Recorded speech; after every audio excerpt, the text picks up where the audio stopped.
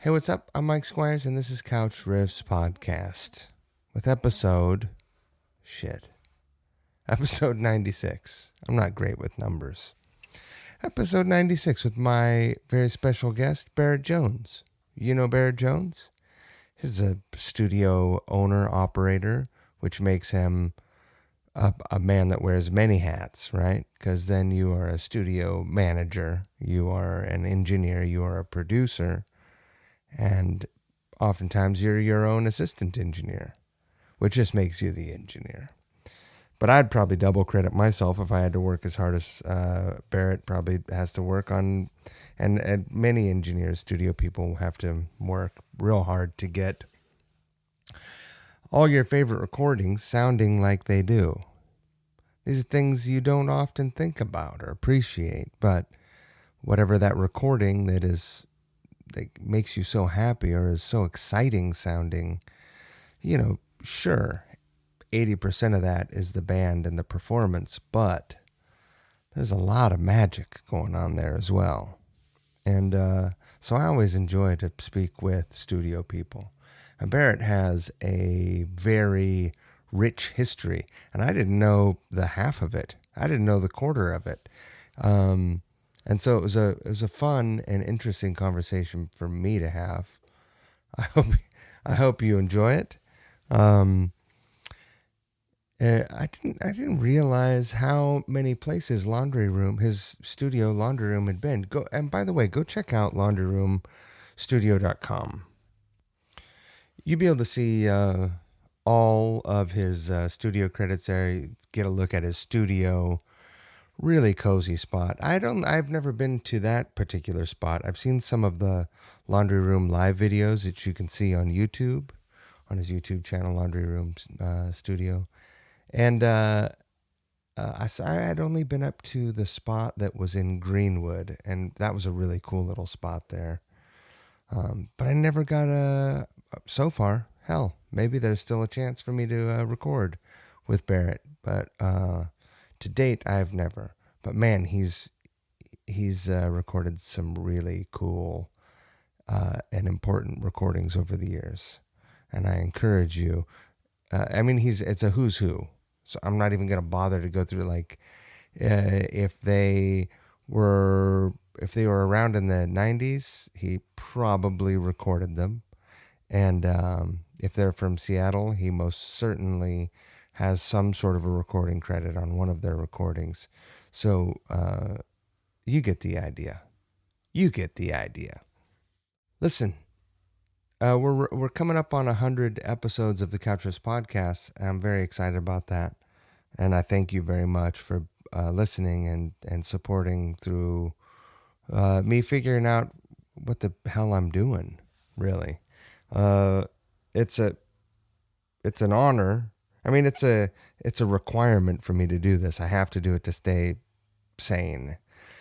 But it's flattering that people listen, and it's super flattering that people support the podcast. And so you can support the podcast for as little as 99 cents a month.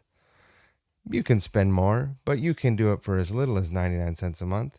And there's a bunch of folks who've been doing that for quite some time. And I'm going to go ahead and thank them now. So listen up, please. Thank you, Ryan Waters. Thank you, Hayden Smith. Thank you, Jamie McParland. Thank you, Teresa Morgan. Thank you, Matt Gabbs. Thank you, Justin Jones. Thank you, Deja Colantuono. Thank you, Adam Pranica. Thank you, Dan Hurst. Thank you, Joan McKagan Baker. Thank you, Dan Leary. Thank you, Kathy Giordano. Thank you, Mike Lacerda. Thank you, Rebecca Pellman. Thank you, Daniel Bland. Thank you, Chris Smith.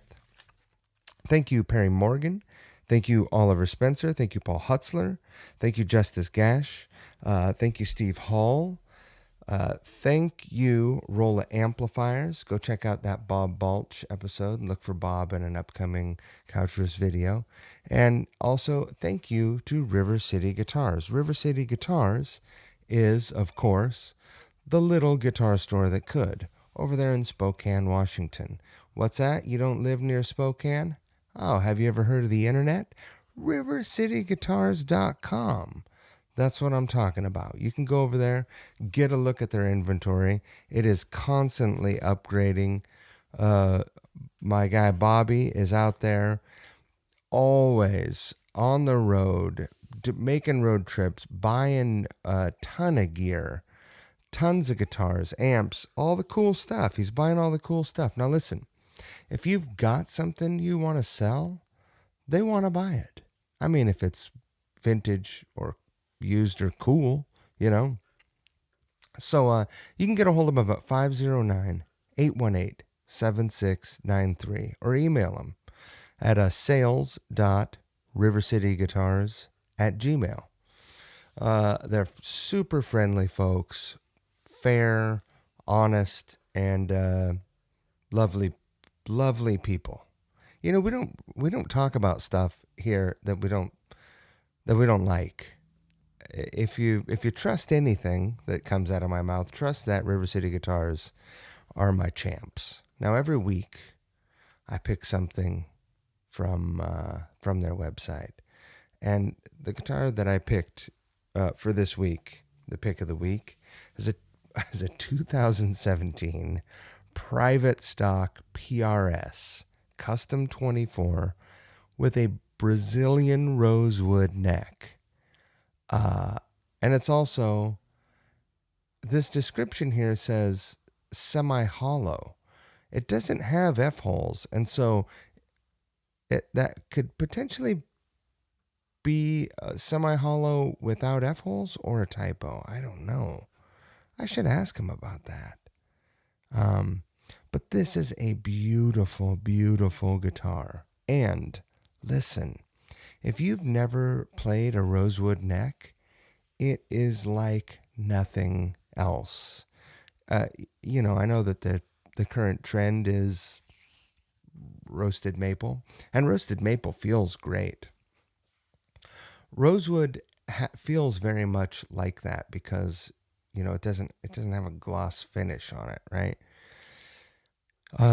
When I worked for PRS, I played a couple of the rosewood neck guitars, and it remains to be one of the things that I fantasize about owning is a guitar with a neck, a rosewood neck. So this guitar is one of a kind, one-off guitar, has a beautiful curly maple top. It's incredible. Go over to the website, take a look at it. PRS private stock custom 24. It's priced at $84.99. They're taking offers, and they're friendly folks to talk to. So that's it. Go look. rivercityguitars.com. Now, where were we? Oh yeah, remember the golden rule. Okay. It's just not that hard. Imagine when you're treating someone a particular way, think to yourself, is this how I would want to be treated in any given situation? If it isn't, tune yourself up, man. Don't be a dick. It's the golden rule. How you doing? Can you hear me okay?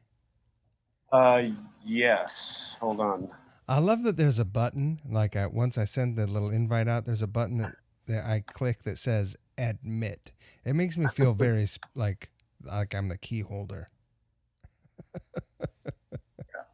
I'm putting on my Bluetooth headphones to see if that makes your great audio any better, since there won't be anything in the room. But is it all right?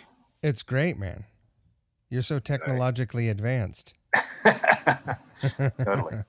How are you're in your control room? Yep. Yeah, man. I like this is great. Yeah. One day I'll have something. Probably not have that tape machine, but I'll have, I'm working on stepping it up. Well, you're in New York. That's not a good place to have space. Well, we're not, we have a little tiny apartment in Brooklyn, but we're upstate. Oh, really? Yeah, man. So we're up near Hudson, which is great. Okay. And we have, like a half acre.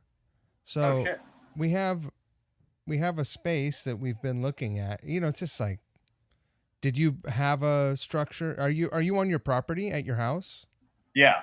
I bought this house about 12 years ago to put the studio in, Right. basically, and I live here as well, obviously. But So is the studio inside the structure of your home, or is it? yeah, so it's all a one level home, and the studio part is part of a 3-car garage that I converted. Oh, 3-car. Yeah, What is this a mid-century job? kind of. Yeah, I mean it's a weird, like the main house was built onto a few different times. The guy who owned it was a builder, so he just kept adding stuff on. Right. And so it's all just one level, all connected. And there's a swimming pool that he put in, and it's in South Park, which is just weird. But That's great. yeah, yeah. When I saw the house, I was like, "Oh my god, this is the perfect studio house." Oh, I love that. We found this place and we were very happy because we had been looking for a long time. And good luck, trying to find a place within a train ride or a car drive into New York City now. I know. So what's the town? With Stuyvesant. Stuyvesant. Yeah, I'm like 10 minutes outside of Hudson. Yeah. So there's a train that goes straight down to the city, and through Hudson and up into Albany. We're 35 minutes from Albany. Oh, okay. A lot of people think when I say, "Oh yeah, we're in Hudson," they think there's some like weird little town down way like just like an hour out of the city called Croton on the Hudson. And they're like, "Oh yeah, I know where that is." But they never do. And I don't even bother saying Stuyvesant, So it's a couple hours away. By car, it's 2.5 hours. Yeah. Okay. So. And the train is probably about the same then. Train is 2 hours. Yeah, but then you get to the station and you got to take a car or whatever. These days. Do you also have a place in Brooklyn? A little tiny apartment. Yeah. I mean, that's cool. Do you Airbnb it out? No, man. Before all this? No, because Christine was down there and she was working during the week, Oh, okay. So this is, I don't know, That's awesome. I don't think, if you were going to convict the virus, you wouldn't be able to find a fair jury right now. It's like, it's pretty much screwed everyone. Yeah, especially anybody in the music industry of any sort. Right. Although, it has created some, like I've had the most productive year of my life, but well, that's good. It's only spiritually rewarding. Exactly. I mean, I've stayed busy, but I can't have people in the studio. I can only like do remote or work or mix. Yeah. And I can't do my live shows that I was doing, which I was enjoying doing those a lot. So cool. Yeah. And a lot of people are doing the streaming stuff. I mean, my room is just too small to put 5 people in. Right. It just wouldn't be safe, I don't think. Right. But everybody seems to be trying to stream from home, but it's just not. It's never going to be a replacement for an actual live show. No, never. It will never sound quite as good as it could. The funny thing is I've recently watched, I won't name the band, but I watched some live videos of this band because I was learning some of their songs. And they, they're not necessarily, they started out as like more of a punk oriented band, but they've grown to have a lot of orchestration and it's pretty grand music, But live, it's like, it's hard to watch a recording of a live performance because every mistake is very apparent and right up in your face. But in the environment of sound moving all around, like live, there's no substitute. There's no substitute. I mean, it's really difficult to translate into a recording a live show. It's very difficult because of all the mistakes are glaring. It's just in your face. I wonder if you what was that fucking movie? Altered States. Remember Altered States? Oh, I don't think I. Oh yeah, no, I remember. That's the one where he goes into the deprivation tank. William Hurt. Yeah. And he takes like maybe psychedelic drugs or something, Mm-hmm. some sort of psychoactive drug. Totally. And he regresses into his mind and eventually devolves into being some sort of like fucking cave monster, humanoid cave monster, right? Right. But I don't want to dip my toe in that sensory deprivation tank, but I wonder if you could somehow combine that with virtual. This is the future. I know. I know. I've been thinking about that too. I actually wanted to do have a 360 cam in the studio when I did the live thing, so you could have 360 glasses on or whatever, or virtual reality, and feel like you're in the middle of it. Oh, that would be great. I know. I just don't know if it would ever really work. But have you ever put virtual reality glasses on? Yeah, I mean, just like game. You have VR games. Yeah. Troy Nelson. Do you know Troy? Yeah. Yeah. He's the best. He's really into games. He's really into gaming. So I've tried on his VR set before. Is it vaguely realistic? They're done very video gamey, so it's all like what you see is very video game. Right. So it's not realistic in that sense, but you can look around and it actually got me kind of physically ill. I got nauseous from it because it's kind of weird. Like there was one that was just a roller coaster, and it's like you really feel. The game is sit in this roller coaster? Well, that was just one of the things on it. But. The game is pound this Mountain Dew and eat this cotton candy, and then put. I think eventually they're going to get pretty good at it. If you can get the resolution high enough and get the machine moving fast enough, I think it'll work. But people, if we don't ruin everything so that we're just all like, working like creating fabric on looms again. My wife does that. It's totally possible, man. This is just for fun. Is that right? Yeah, that's awesome. I think that, man, we have such an amazing potential. Yeah. A friend of mine texted me today and said, imagine if, because I had this really stupid idea, a smug idea, and I texted it to him, and then he sent me a picture back where he was like actually doing it. And I was like, well, I'm an idea man. And he said, imagine if all of us, if every creative in the world stopped working their brains to do whatever they're doing, and they just worked toward a cure for cancer. And I said, well, I don't like cancer. I like guitars. I don't like it.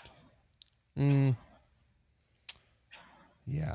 That would be tough since we don't have the background to understand what you need to understand about it. But I know we'd all drop out of school. That's the problem. Did you go to recording school? No. Good for you. Totally self-taught everything. Really? Well, did you start on a 4-track? I started bouncing cassettes back and forth when I was 15. I found this little 4-channel Radio Shack mixer that was powered by a 9-volt battery that just had 4 RCA inputs and 1 mono output.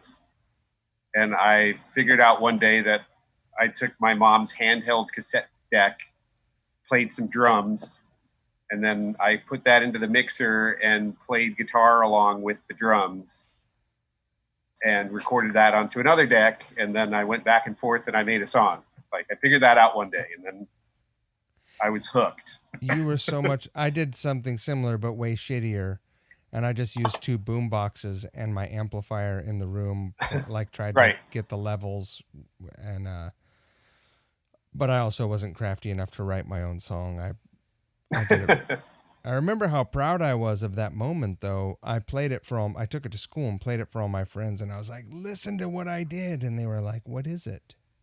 I said, it's Metallica, you idiot.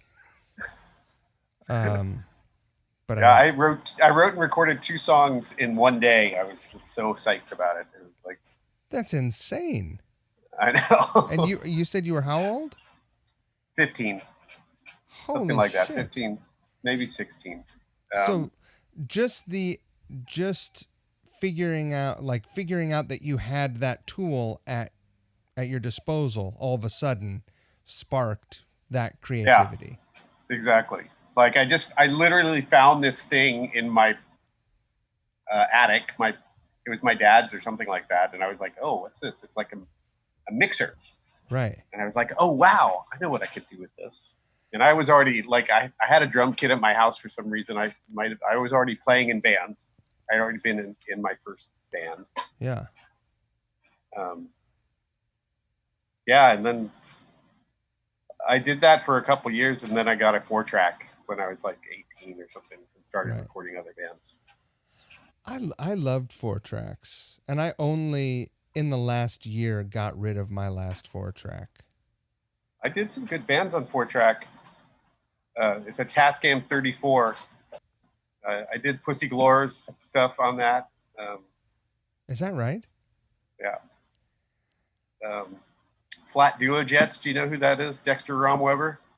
I've heard it. I don't know it. I'm not super familiar. So without the Flat Duo Jets, there would be no Jack White. There would be no White Stripes. Right. He basically completely ripped off the Flat Duo Jets and Dexter Romweber. Right. That is how Jack White made his thing. Right. Like the White Stripes is exactly what that band was. 2-piece, drummer, guitar player, just doing old style, bashing out rock and roll. I mean, Flat Duo Jets were more like early Elvis stuff, early Elvis covers, but it was swampy, and I'm surprised you don't know. Well, I mean, the Romwebers, Dexter Romweber, he's from a big musical family. Like, his sister and brother were both in bands. His sister was in drummer for Let's Active. But they're not from Seattle, are they? No, North Carolina, Chapel Hill. Right, that's what I thought. Yeah. Where are you from? I'm from Arlington, Virginia. You are? Yeah. DC. I grew up in DC. Yeah. Yeah. How did I not know that? I don't know. Yeah. I moved to Seattle in 91. Right. You're like maybe a year before I did. Were you a punk rock kid? You know, it's okay to be a punk rock kid. It was unavoidable. Right. The thing is, personally, like all my friends were, I went to all the punk rock shows. I did appreciate it a lot, but personally, I was much more new wave, and I was into the Stranglers and Gang of Four and REM and Psychedelic Furs. I never had that eternal anger that the punk rock thing did. Right. I wasn't angry enough, but I was lucky enough to see all of that going on in DC. So like Minor Threat played my high school. That's insane. Yeah. Did you see Bad Brains back then? I did get to see the Bad Brains a couple times. That's a band that I wish I would have seen at the peak of. I saw them here in Seattle like a couple years ago. They played at the Off Ramp. Yeah, I think I probably saw them the same year in Portland. Yeah. And they sounded great, but they didn't have and they're older than even I am.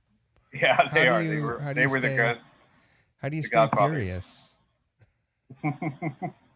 That's the question. How do you stay furious? The Furs, that's a band that I think they never really, outside of like that soundtrack, never really got their due, man. Yeah.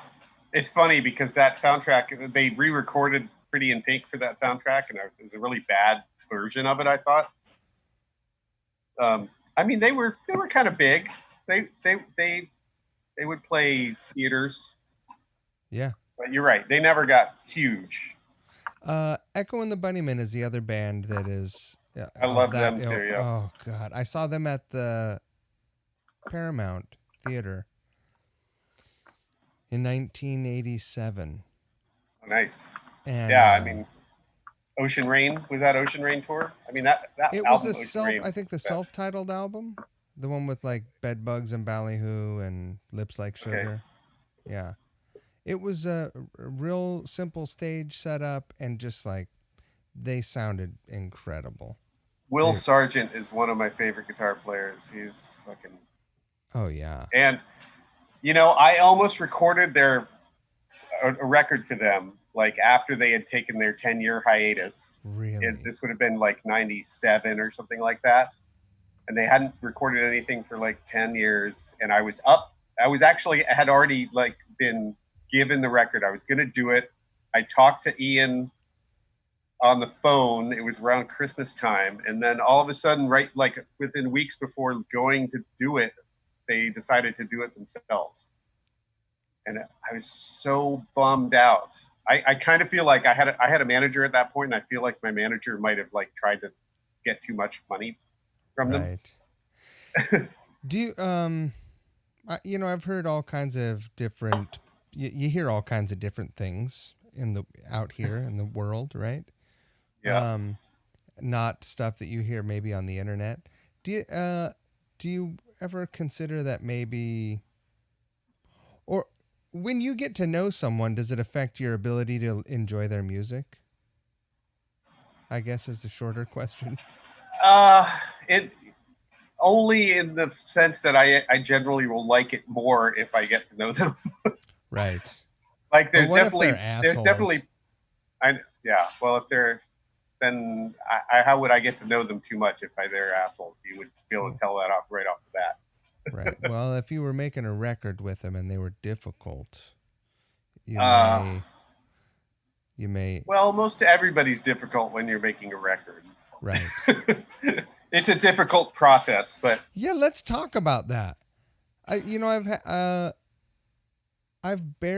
had a few studio people on the podcast, and we never talked about the actual. We've talked about how people get started, how they slowly built up their thing and stumbled around and made recordings that were subpar, and then boom, you're doing it. You're really doing it, and you're a professional, right. And now you have a career. But I've never talked about the difficult, weird, long hours.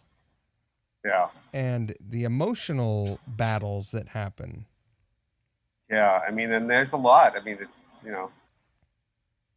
there are some bands that have a really difficult time, and there's many bands that will break up as soon as they're done.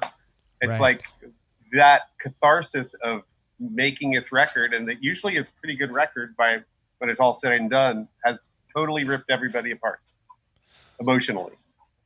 Do you think that making a record is like a hyper compressed slice of what living life is actually? Like you are making decisions on the fly, but you're having to make more decisions in a short period of time, right? And yeah, they're decisions which aren't in the scheme of life, right? Very important. But in the scheme of this is a recording, this is a documentation that you're going to have to live with for the rest of your life, they seem like the most important thing in the world. Yeah, totally. I think that's a good insight. I think you're probably right about that. I mean, people take it very, very seriously. Almost too seriously sometimes. I mean, that's the thing. I mean, music is so subjective. Right. And it's funny what people will grab or, latch on to, like what sort of minutia they think is the most important thing in the world. Right, of course. And I mean, the truth is, if you're not the kind of person that can let go, which I haven't always been in my life, you know. Right, and it's hard to let go, especially if you have a demo that you really like. The whole demoitis is a real fucking thing. It's like if you're chasing something that you've done because you like this one aspect, but you're not really sure what it is, and how much never good. in regard to demoitis, if anyone is listening and they don't know what demoitis is, let me explain it to you really quickly. I'll give you my short version, and then you give yours, Barrett. Okay. My version of what demoitis is the misconception that, well, it's not a misconception. It's real. Yeah. It is the idea that the excitement of the spark of your idea, which you captured on whatever format that is, four track, or if you record in Pro Tools or Logic or GarageBand or on your iPhone or whatever, there's that initial excitement that triggers, when you hear it, triggers an olfactory, sensory, emotional thing in you, right? And so when you hear that demo, it makes you feel exactly like you felt when you documented it.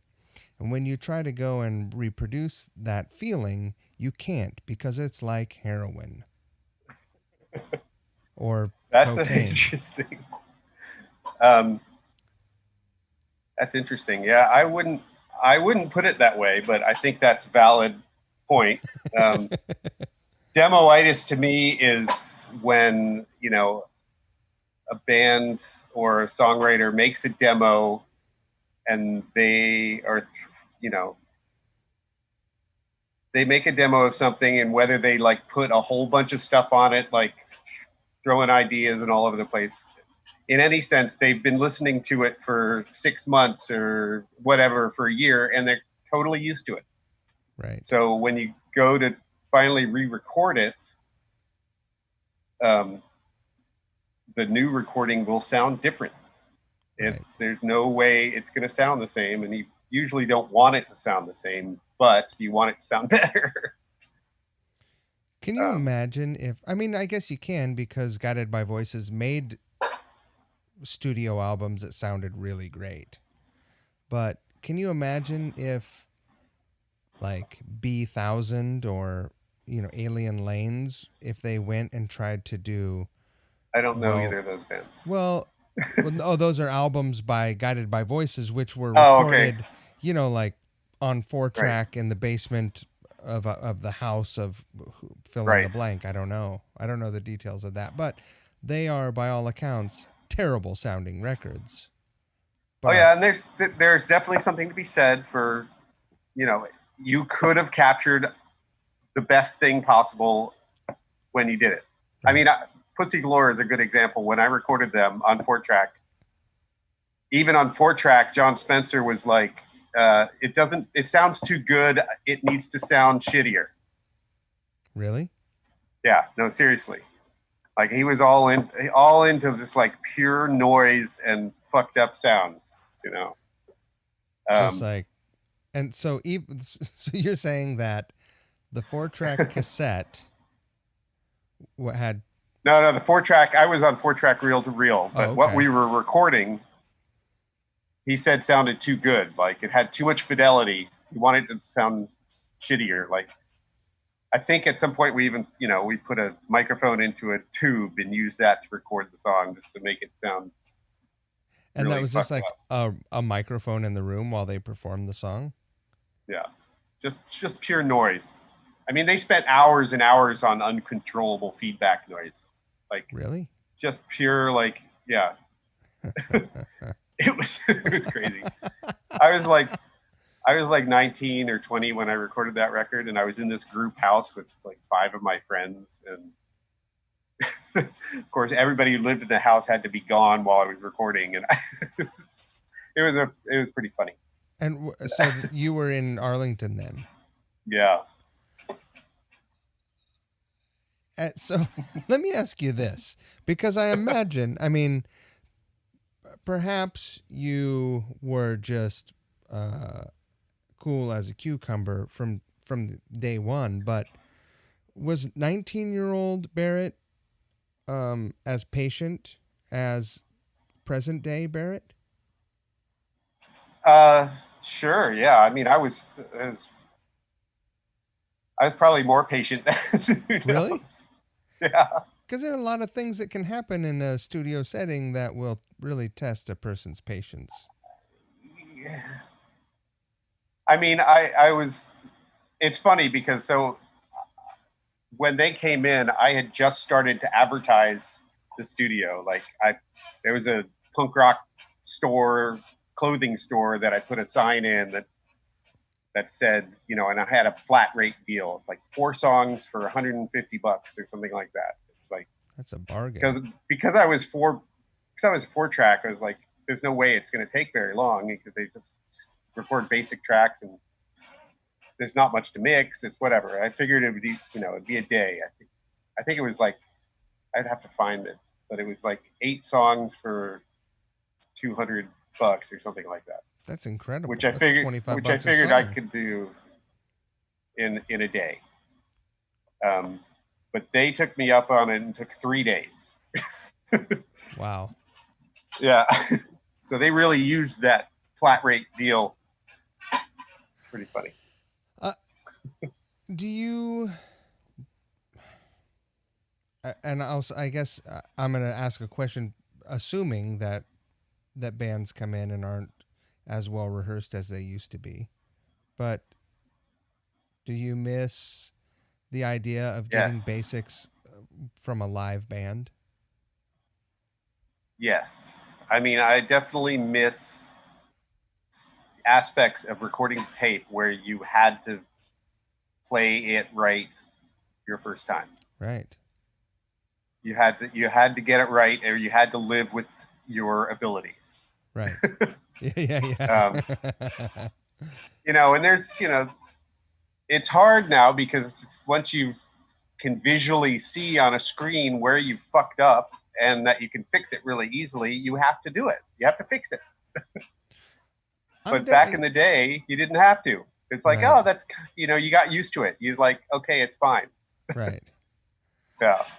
I kind of I'm dealing with demoitis now, and so I'm re-recording some demos and making I'm doing everything, all my parts. I'm tracking everything myself except for drums. I think I might get a couple guests, but I'm doing single passes. I'm not doing any punches. Oh, nice. I just for better or worse, and it's an experiment, and we'll see how it goes. But there's something to be said for it. It's not easy. I mean, I'm guilty of it myself. If I record anything, I got to fix it because my own personal shortcomings as a musician drive me crazy. But there's so many. Think of what's your favorite recording. Do you have a recording that you have that like sparked it off for you, where you were like, "Holy shit, that sounds amazing"? There's so many. I mean, Rain Song comes to mind. Yeah.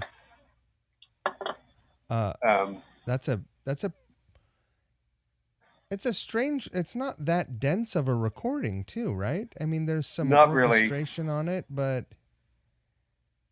it's got strings and shit, and then it's I mean, Zeppelin stuff, all that stuff. Really, the sound of it, I always really loved. I always loved the drum sounds they got. I always loved the guitar sound.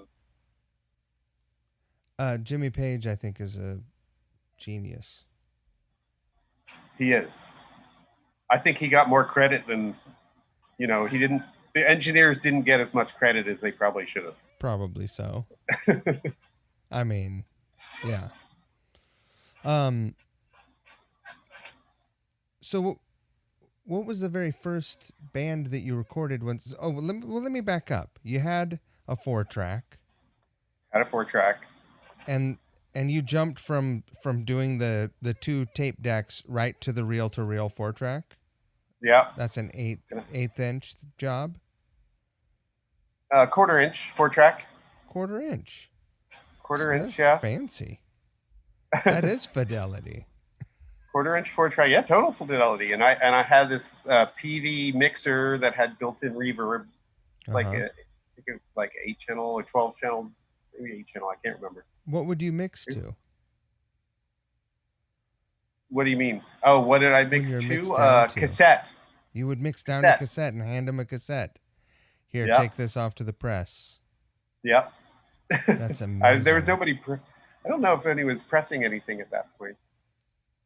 I come to think of it, I can't believe that I did at some point. I did have a quarter-inch, a regular quarter-inch half track. So maybe I was mixing to that. Right. Probably not at first. That I is don't even remember. awesome. Can you, I mean, no one would even imagine doing that today, right? No. Because you could do that on your iPad. Yeah. And lots of people are. It's insane. But there's no community in that. There's no community in making a record by yourself in your basement on your iPad. Or I'm sure that there are records that have charted that have had components, elements of the recording done on an iPad. Do you think that's true? Oh yeah, totally. No doubt. I mean, iPads have their own instrumentation. You can like have drum pads on them, or yeah, right. Totally. I mean, I've recorded demos that ended up on fucking loaded records on my iPad. Right. It's just like, wow, that's crazy. So you got your tape machine, and then you found a space to go and rent, or you started doing it in the house? Originally, it was in my parents' house before I moved out. Bless your parents. The control room was in the laundry room. That's where the laundry room studio comes from. I love that. And then I moved out to my first group house, as you do when you're 18, 19. Yeah. And my studio was there. So my studio has always been either in a house. I think the first time I rented a space for it wasn't until I moved to Seattle. Right. So the sixth location was the first time I actually had its own space. That's crazy. And was it the Greenwood spot? Oh, Lower Queen Anne. Lower Queen Anne, yeah. So you remember where Tower Records is? Yeah, of course. It was this building at 5th and Valley across from that 7-Eleven. And I shared, it was just a one long industrial building that I had half the building, and the band Satchel had the other half. Right. Did you work on their records? I did. I did a couple songs on their first record, and I did a movie soundtrack song with them. I can't say enough good stuff about Sean. Yeah, Sean was a fucking amazing guy. I lived with him for a while too. I mean, we were roommates for a while, and he would stay at the studio when I was living there, so we go way back. I had this weird thing happen where I just like blindly approached him at Guitar Center one day, and I think he maybe like he wasn't always the most 100% socially comfortable guy, and he didn't really know me yet, and I was like, hey man, I'm starting an R&B band, and I was wondering if you would want to sing. It'll be fun. I got some people involved. It'll be great. And he was like, he just looked at me and he said no and turned around and walked away. And I was like, I was really mad, man. I was like, I felt slighted, and I was like, I just felt, I just felt bad. And I carried that around with me for a while, and then I talked to him a long time later and got over it. And then just a couple, like maybe a month before he passed, he sent me and we started connecting on Facebook, but he sent me a message and asked me if I would play on a track that he was working on, and I just like I about melted. I was like, yeah. I mean, I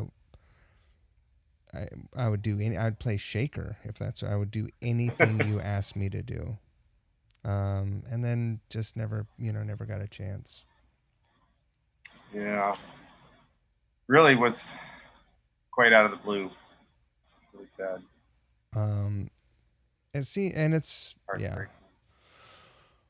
It's crazy as we get older. Like, I mean, I don't know. I knew a lot of people who passed when I was young because I grew up in a weird little town and just a lot of people died in this little town. But, and then there was like a long sort of like, every once in a while someone goes, but it's really speeding up now. Right. Getting old is weird, man. It sucks. I can't stand it. It's so lame. It really is lame. But it's just like constant aches and pains in your body, and it's like nothing works anymore. Yeah. It's weird. Yeah. What? Here's a thing. Here's a question for you regarding being in the studio and being like, being being indoors and sitting down most all the day. Do you stretch or do anything like that? Uh, since all this started, I've started doing yoga. You Actually. have. Good Yeah. for you. And mostly for the stretching. Right. I just really like the stretching and the breathing. Before it started, I had just started going back to the gym, and I was working out a bunch. And since I couldn't go to the gym anymore, and I don't have the machines or whatever here, and I tried running, but my hips aren't good enough to handle it, so I started doing yoga. Are your hips super tight from being in the studio chair a lot? I just have bad hips. It runs in my family. I'll probably have to get hip replacements at some point. It I have doesn't run anymore. some arthritis. I still run every now and then, but not brave. far, 2 miles or something like that. Right. Then it starts hurting. It's, I think it's, people don't realize that not moving is just as physically taxing as constantly moving. You stand up and you're like, oh shit, I've been sitting down for 5 hours. I can't move my right leg. Yeah, that's one of the things about working in the studio, especially with the band. Like, everybody else can take a break and walk around, but the engineer can't leave, unless he says, I got to get up and take a break now. Right. Everybody fuck off. Yeah, exactly. So you got to Seattle in 91 and got that killer space. How did you end up with that space? You knew people in town. I didn't get that space until 93, I want to say. Because I got here and I started working at Rock Candy, doing live sound, but I almost immediately went out on tour with Nirvana. Is that right? Yeah. Doing the live sound? Drum tech. Drum tech. So the reason I moved to Seattle was because of Dave. Dave and I grew up together in Virginia. Of course. I met him when he was 14. Was he always in his first band? An insane talent then? Yes. Yeah. Unrefined, but yes. Yeah. He was probably the most hyperactive kid you'd ever met in your life. The first time I saw him play drums, which was actually the second time I recorded him, because his first time he came into the studio when I was still at my parents' house, he was 14 and he was playing guitar in this band called Freak Baby. And they were just a punk rock band, not very good. And then they came back and changed the name to Mission Impossible, and he was playing drums. And I just remember just being totally blown away by how fast he was and how hard he could hit. You know, Right. I mean, no, I'd never seen anyone play that fast. Like, That's crazy. he was. I mean, if you look at some videos of him back when he was a kid like that, it was insane. Wow. So anyway, yeah. So he told me to move to Seattle, and I moved out here like in July of '91, and then I went out with them at the end of the year in '91 when they started to tour. Did you drum tech for him through the entirety of their touring career? I quit working for them about 6 months before the end. Yeah.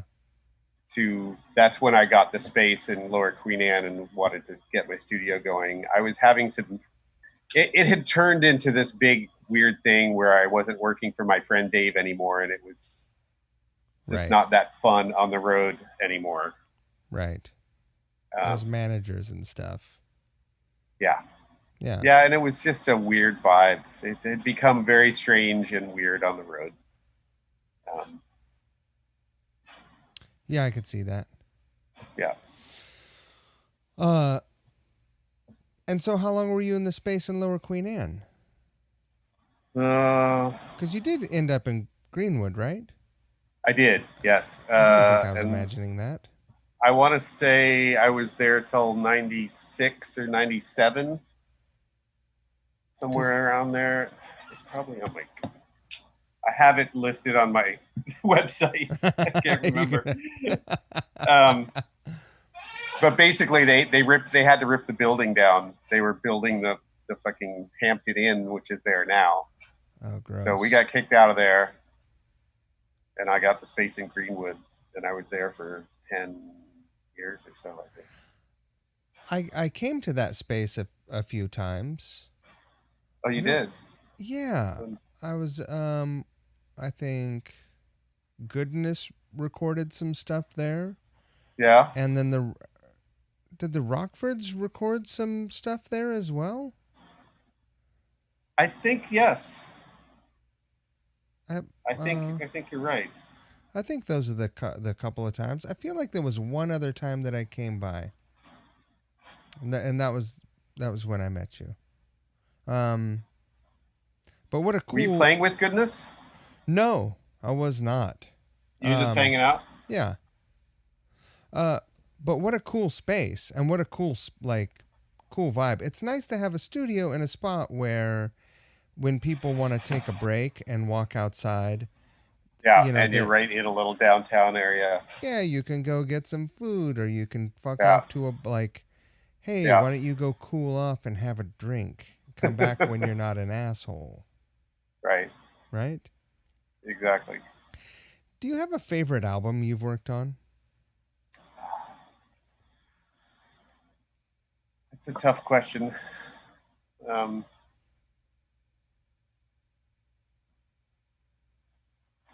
don't know. It's funny.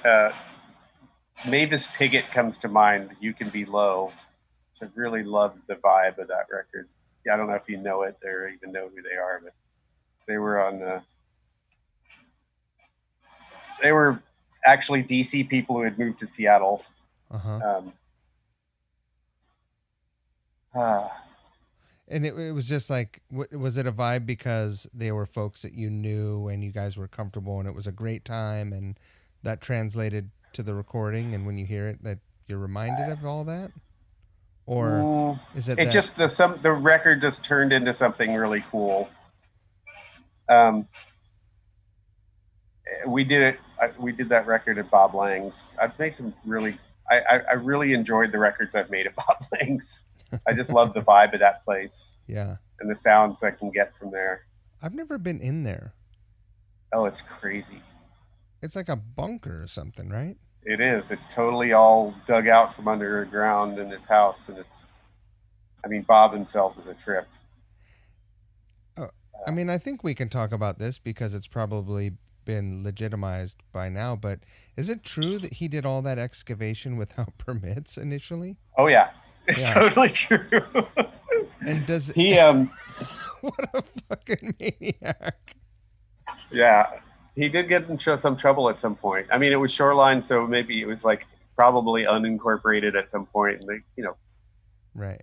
he just started digging, kept going, So and not even that. I think all the concrete he started pouring, he never had any permits for any of that, so he's just like, and so he lives on a hillside, is that right? His house is on a yeah, hillside?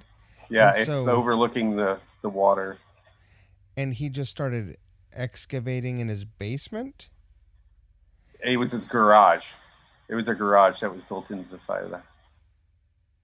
And I mean, I can't imagine what it was like at first, but it's huge. It's absolutely huge how big it is. And it's the most crazy, fucked up place you've ever been. I can't believe you haven't seen it.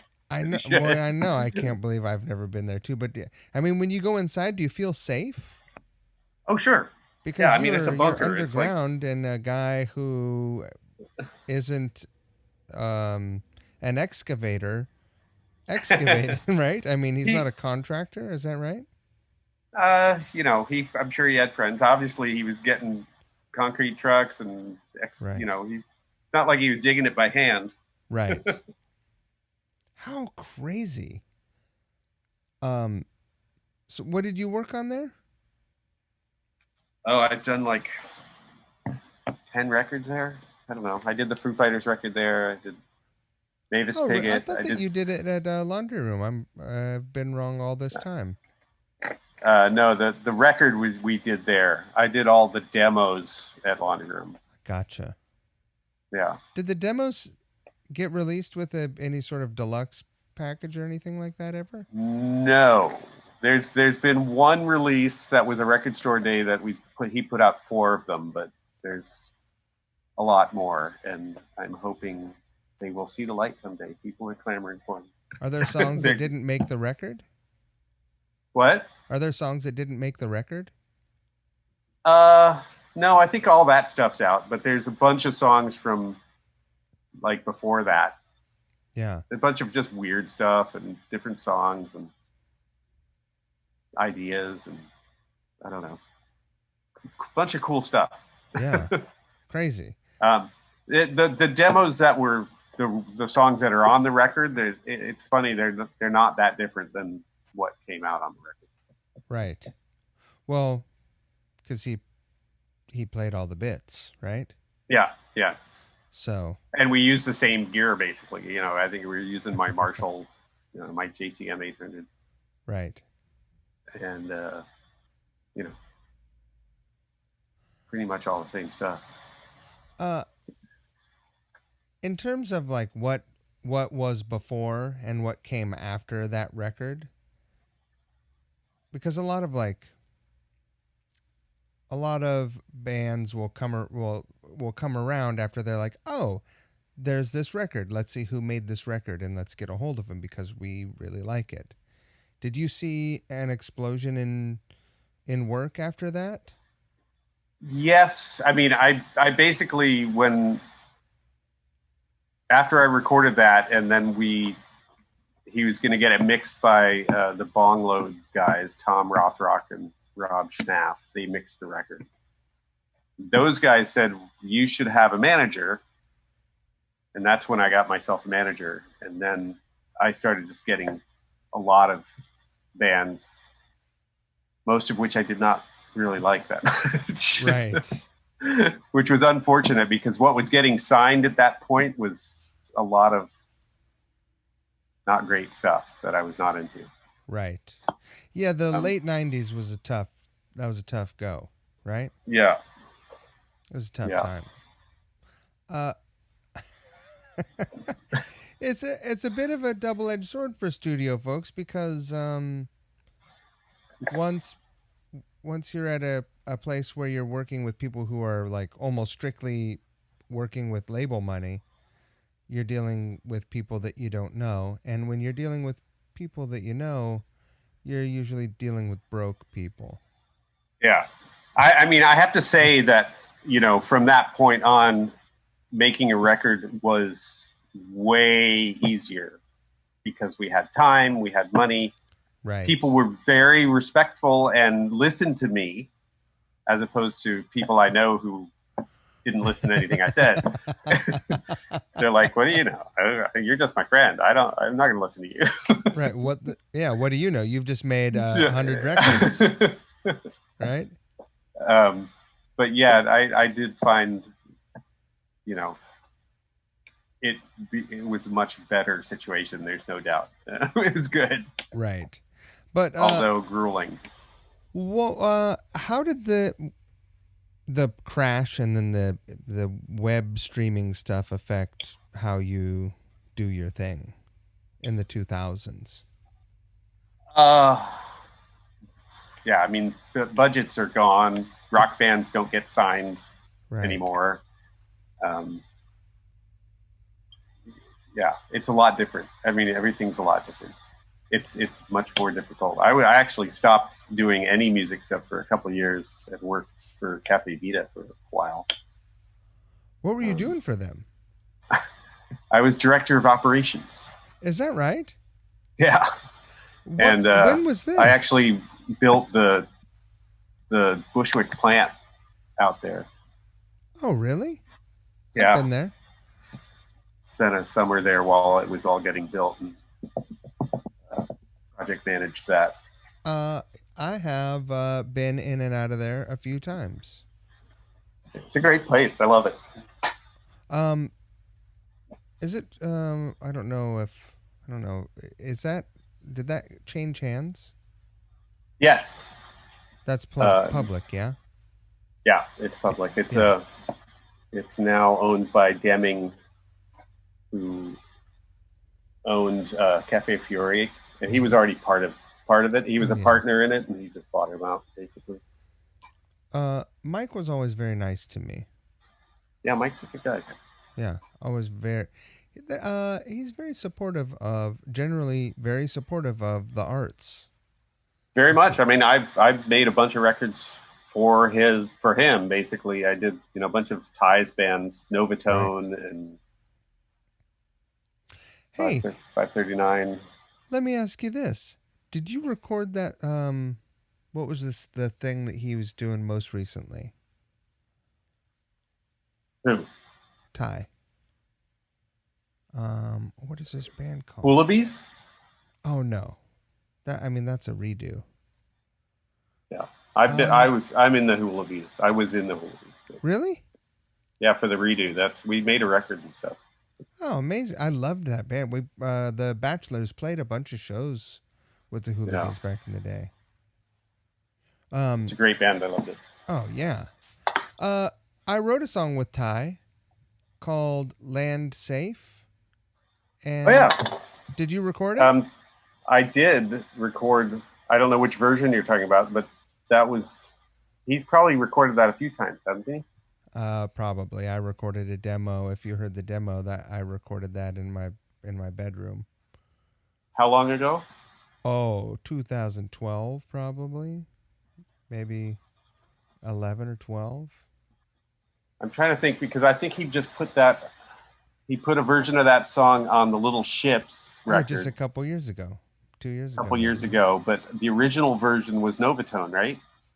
It was just him and me. We wrote a few songs together, but then I definitely recorded it somewhere. Yeah. I mean, I knew that song. Ty has an incredible talent for just off the cuff singing, and like improvising a complete performance almost without and just phonetically spilling out some sounds. But then he has to go back and write the words. So all these demos, there's just like all these like really weird mouth sounds, and that are like kind of like words. It's like it's like a harder rock version of what's that Icelandic band that doesn't sing in any language. It's like a made up language. You're not talking about Cocktail Twins, are you? No, do they do that as well? Yeah, she had her own language that she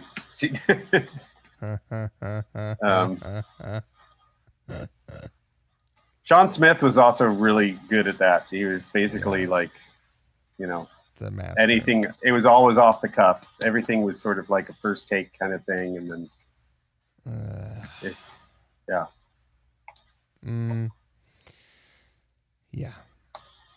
Uh, is there any record that you've done or you wish you could go back and redo? um, Maybe that's an easier question to answer than what's your favorite record that you've ever made. um, I mean, the Foo Fighters record. I really wish I had been given the chance and time to actually mix it, Right.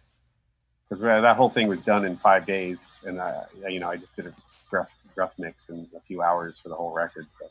Right. Well, was that a decision that was? I mean, it felt like that it kind of came out of nowhere. Like it was relatively quiet, right? I mean, maybe I mean I'm certainly not the most in touch guy, but one day the band was over. A couple months later, like Dave played with Tom Petty, right, on Saturday Night Live. It wasn't that long Yeah, after, and I was like, "Whoa, this is a different look." But really, that kind of set the tone for the rest of his career. He was just like, "I can do yeah, anything I want." yeah. It Well, I mean, it's funny because I had been, we'd been roommates, and I toured with him, and I've known him forever, so we were like best friends. And I was recording all his stuff, so I already knew his talent of as a songwriter. right, And to me personally, it seemed like a no-brainer that he would continue to make music and he could be a frontman without any problems. Now, you ask him, he's going to be all humble and like, yeah, I mean, I didn't know. I was just making some demo I want to hand out to my friends or whatever. But when we recorded that, I was like, this is going to be huge. right, A, because the songs are fucking amazing yeah, and you're a great musician. And B, because people know who you are. right, yeah. You're not starting from ground zero. Yeah, you're not starting from ground zero. I saw that tour at the King Cat when he came through, and it was like Hovercraft, Mike Watt, Right. and Foo Fighters. And man, what a great night. I mean, he's got infectious energy. There's no doubt about it. He's just Yeah. I've been into his studio there. 606. Yeah. What a spot. Yeah.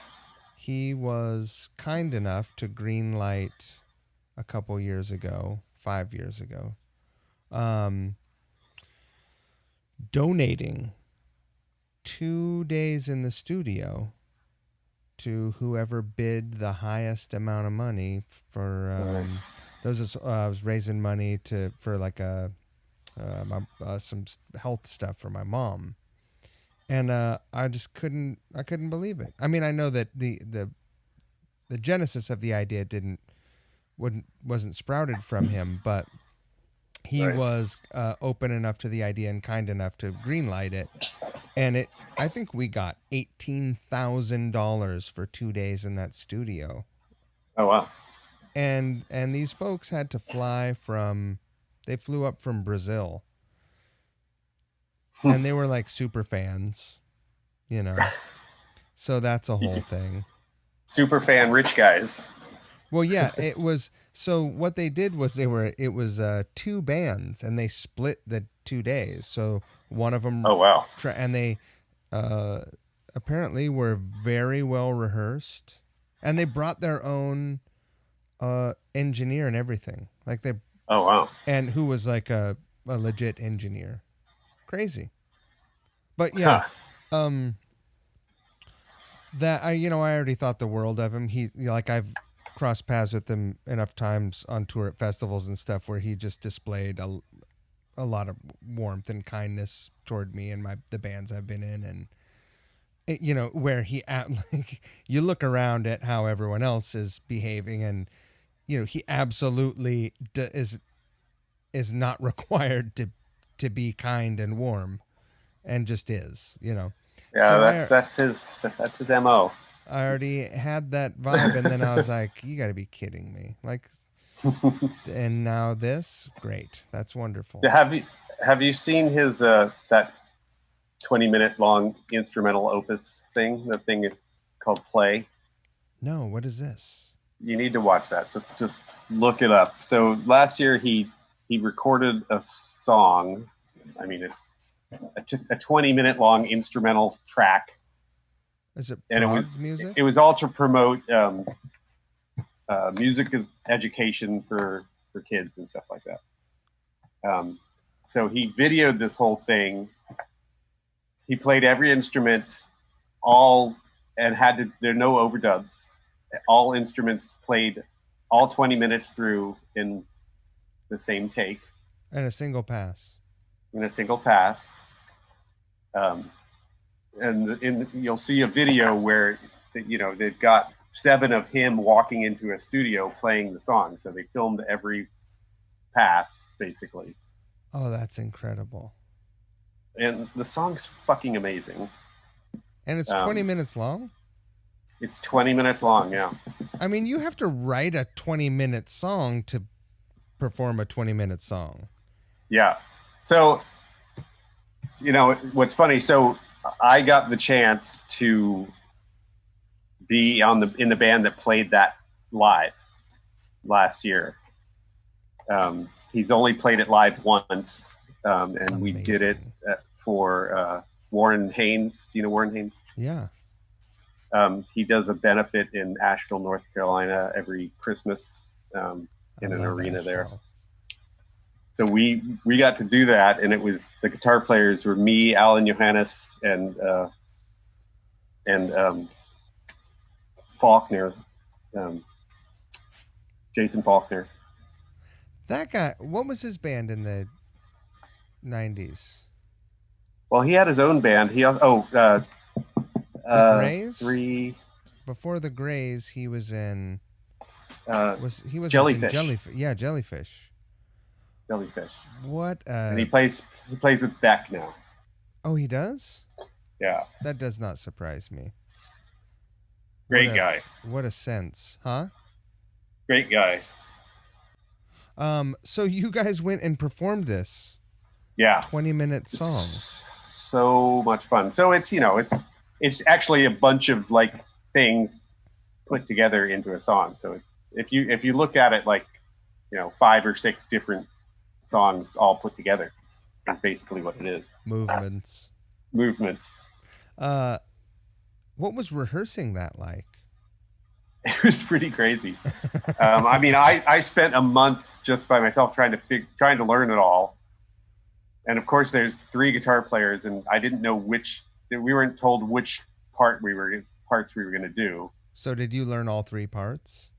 Basically, yeah.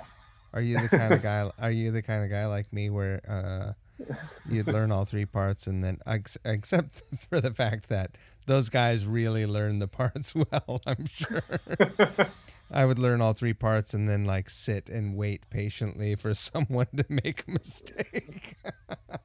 I'm such a well, it's funny. There's a section where it goes from like really loud, hard rocking out to straight to a finger picking, quiet part, like total distortion, clean, quiet finger picking part, and I could never get that transition right. Luckily, that Alan guy is great at that shit. Yeah. Did he do that part? Yeah. He ended up taking that part, which was good. He plays a lot of weird instruments too, right? He does, yeah. He's all like totally like quick finger style stuff. He borrowed a fretless guitar from me for a recording once.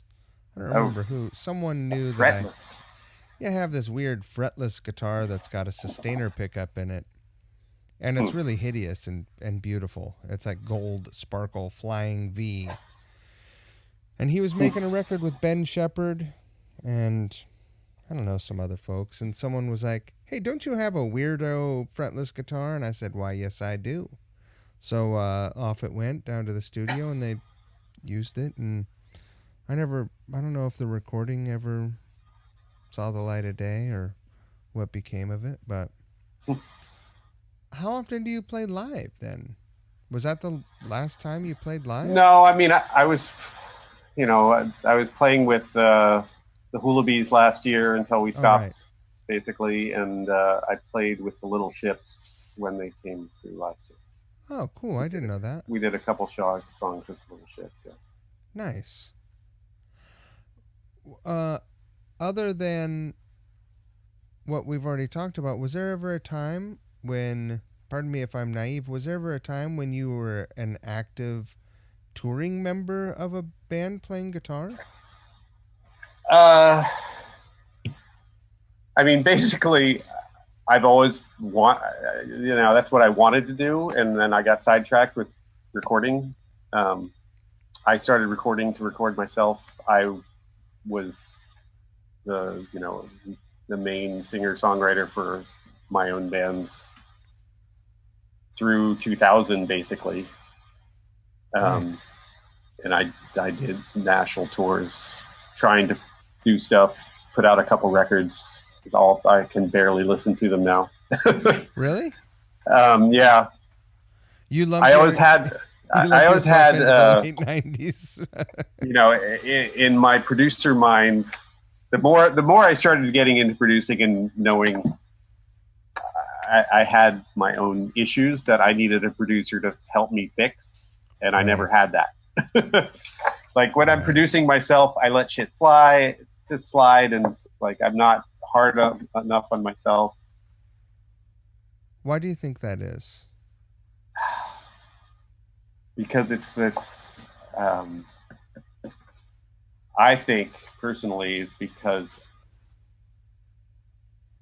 I want to believe that if it feels right, it means it should be good enough. But the truth is, you have to really fucking push it. You have to understand it first before you can do it. Right. It's not that clear cut, but it is that, you know, right? I mean, Yeah. depending on your perspective, I suppose it is that in a pure sense, but it also can't suck. I mean, I I really try. I know I had a lot of like great ideas. I'm okay. Like I can hit notes. I'm a good songwriter, but my issues were that my singing, I think, was just a little bit.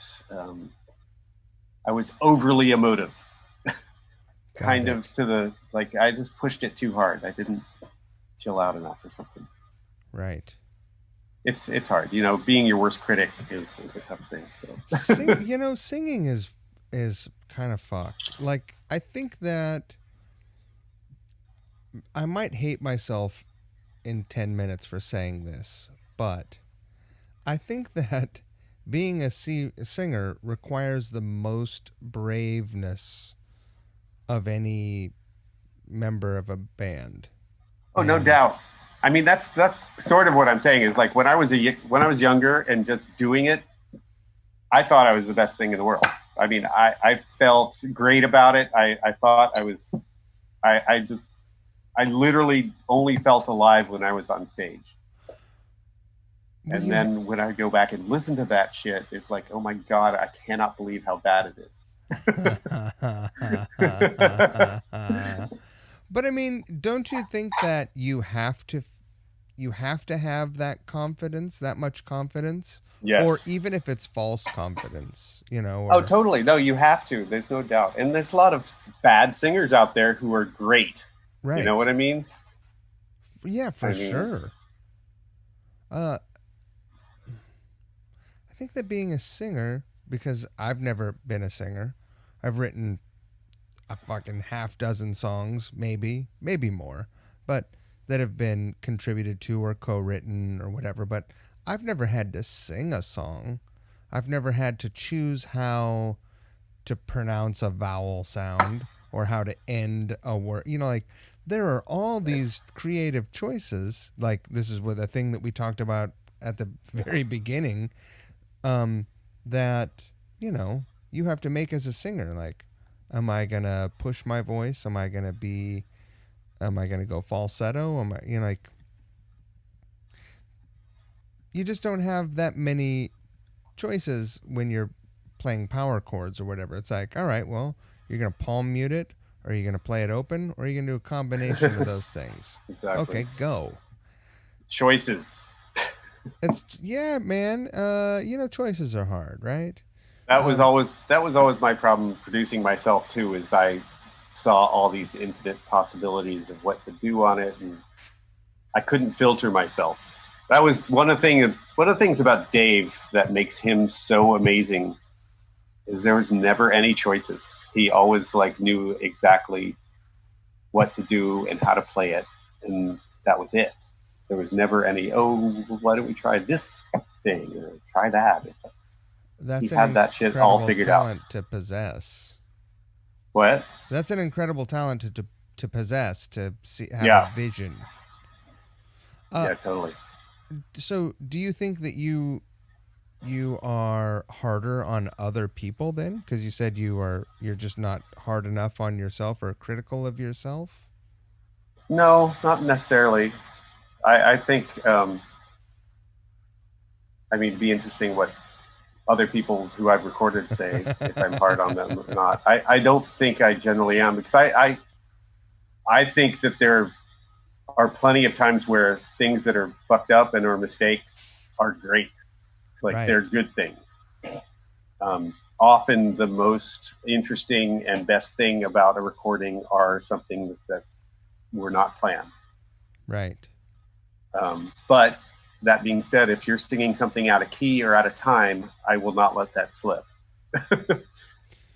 What if the most important things are notes and timing? Do you think exclusively though? Yes. Yes. Now, yes. Well, let me ask you this. Do you think that on those Zeppelin records, which we referenced earlier, do you think that those are without pitchiness?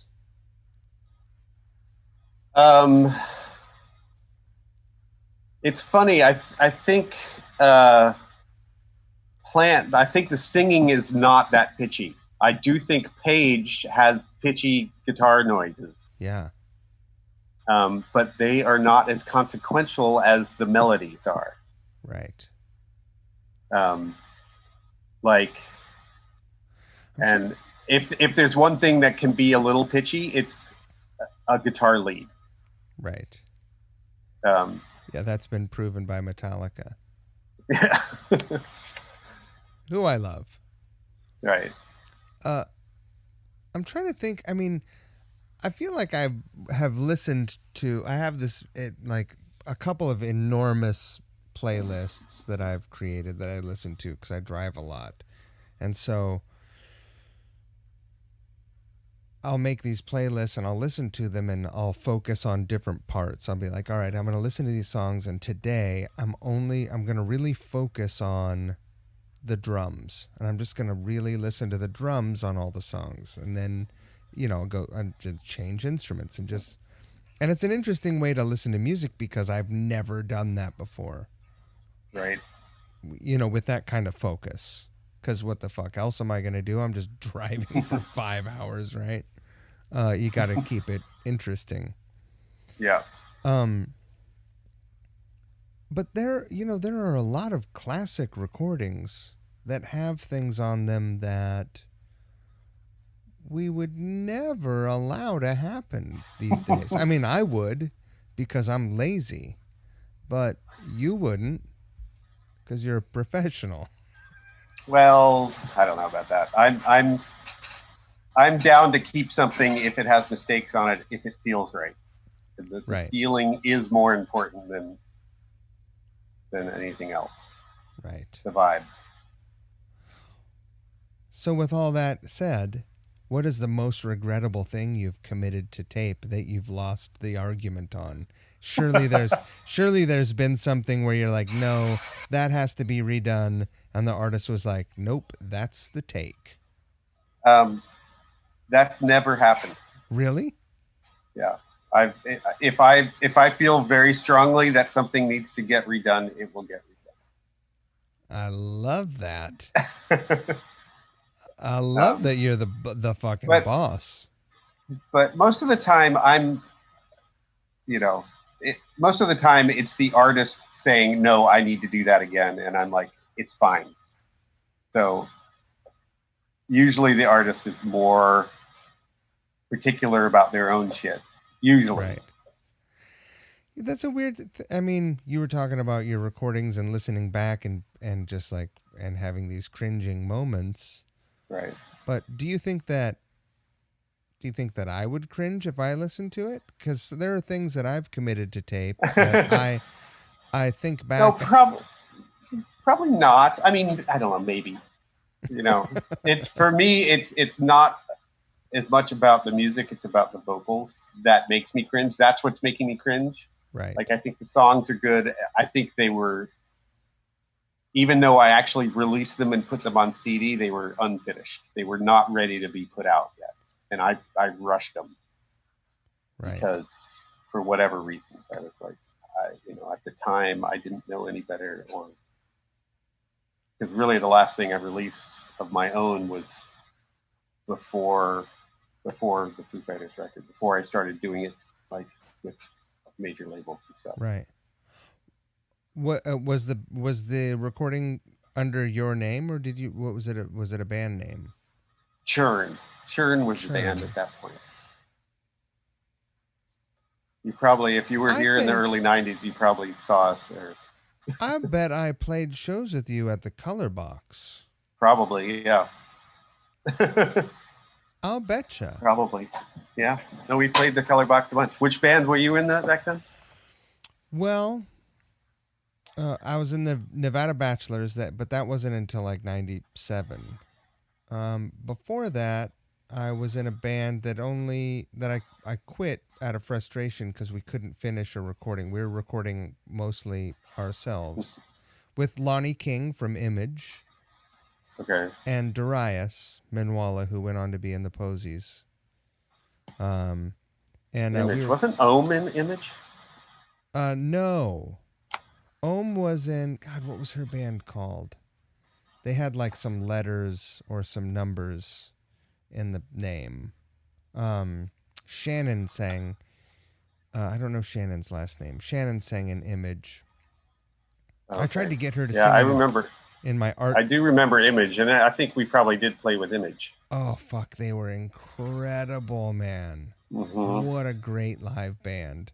Just like a furious band. So Yeah. cool. Um, but when I first when I first got to Seattle, I showed up and I had a Jackson and a shitty solid state amp with built-in chorus, and essentially I wanted to be in Helmet, With the And Jackson? well, I mean, it wasn't that much of a stretch because he played those ESPs, That's true. Yeah, I mean that's just what I had, um, and but I had a pretty tough go trying to find a band because I just just was a bad. It was just wasn't working out for this kid. So I was like, all right, I will not be deterred. I will not put the turd in deterred. Um, and so there was this band that was like, post grunge or whatever. Yeah, but they were also hippies. And I met this guy at a coffee cart, and he looked like he was in a band, and I was like, oh, what are you in a band or something? Oh yeah, what are you called? Eat the Feeling. And I was like, what, are you guys playing a gig or something? And he's like, oh yeah, Tuesday probably. And so I was like, all right, I met someone in a band. This is the first person I've met in a band. This is great. So I went and saw the show, and I stayed until the end and waited because, the deal, you Right. headline on a Tuesday. That means that's the worst spot of the week. Yeah. So I stuck around. I talked to him afterward, and he said, yeah, well, it's a drag. Our bassist he quit to join this other band. And I was like, oh, I play bass. What about me? And I didn't. I fucking didn't know any. All I knew is it was a guitar with 4 strings, and and you probably weren't talented if you played bass, you know. And so he said, "Oh, great! Here's a tape. Learn the songs, and I'll see you next week." So I fucking scrambled, and he said, "I'll just learn these two," and I learned all the songs and got the gig. Right. And so I did that for a couple years. Eat the Feeling. Yeah, I think I remember that name too. So maybe we did play together. it Color was Rock. I don't it know. was pretty jammy, you know. Right. It was a quasi psychedelic rock band, um, and it was. I loved those guys, and we had a great time playing some shows. But I, we weren't going to do it. We weren't going to make it, and I definitely wanted to do other stuff, more rock or Right. like heavier rock stuff, and so yeah, no choice of my own. I had to quit, and this is that's a weird thing about bands, right? Like there's a weird jealousy stuff, Yeah. but not. Why do you think that some folks don't want you to play with other bands and some people are perfectly fine with it? In what sense are you talking about? Well, I've been in a number of bands where they're like, "Oh, you can't be in another band also." I'm like, Oh, right. well, that's Yeah, ridiculous. We're not that's married. always a weird thing. I mean, they don't. Yeah, they're mad that, or they're worried that you're going to have conflicts and you're going to choose somebody else over them. Right. It's not like having an open marriage or something. I know. Um,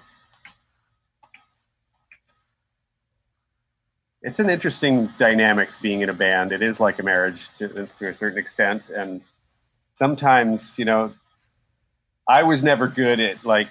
I always like were friends with the people in my band, and even if they weren't maybe the best people musician wise, I would always stick it out because they're friends of mine or I liked them or whatever. But Right. um, maybe it could have been if I had found like a better drummer, sometimes it would have been a better thing for the band, but I wouldn't do it. I wasn't that kind of person.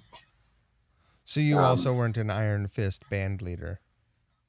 No, it was all about vibe and just like whatever. Right. You Who? I'll bet I knew people that were in your band. Who was in your band? Nick Reinhardt played bass. Everybody knows Nick Reinhardt. Yeah. And actually, it went through many different incarnations, but he was Nick, and his ex-wife Christina was also in the band at the beginning. The drummer was Jim Lundquist, who doesn't live in Seattle anymore. You probably wouldn't know. And then there was later on Jeff Cooper. Do you know Jeff Cooper? He died, but he played bass at one point. I don't know Jeff. Eric Richards was a guitar player at one point. He sounds familiar. Yeah, they went through a bunch of different people. And even though you maybe didn't strike gold, you didn't hit a gold vein. We didn't strike gold, and after the Foo Fighter thing happened, I did a thing where I hired the band Pilot. Do you remember Pilot? From Portland? Yeah. Yeah. I hired that band to be my band on a tour of America. And then after that was done, I recorded their next record or whatever. I think we both toured, so the whole band Pilot was there, and they opened for me, or we swapped off. Was it Jeremy Wilson's band? Yeah, Jeremy Wilson was the singer, and Richard Stuverud, the drummer. And that was actually so much fun, but really, expensive because I paid for them. I thought at that point I'd be rolling in money, and I wasn't.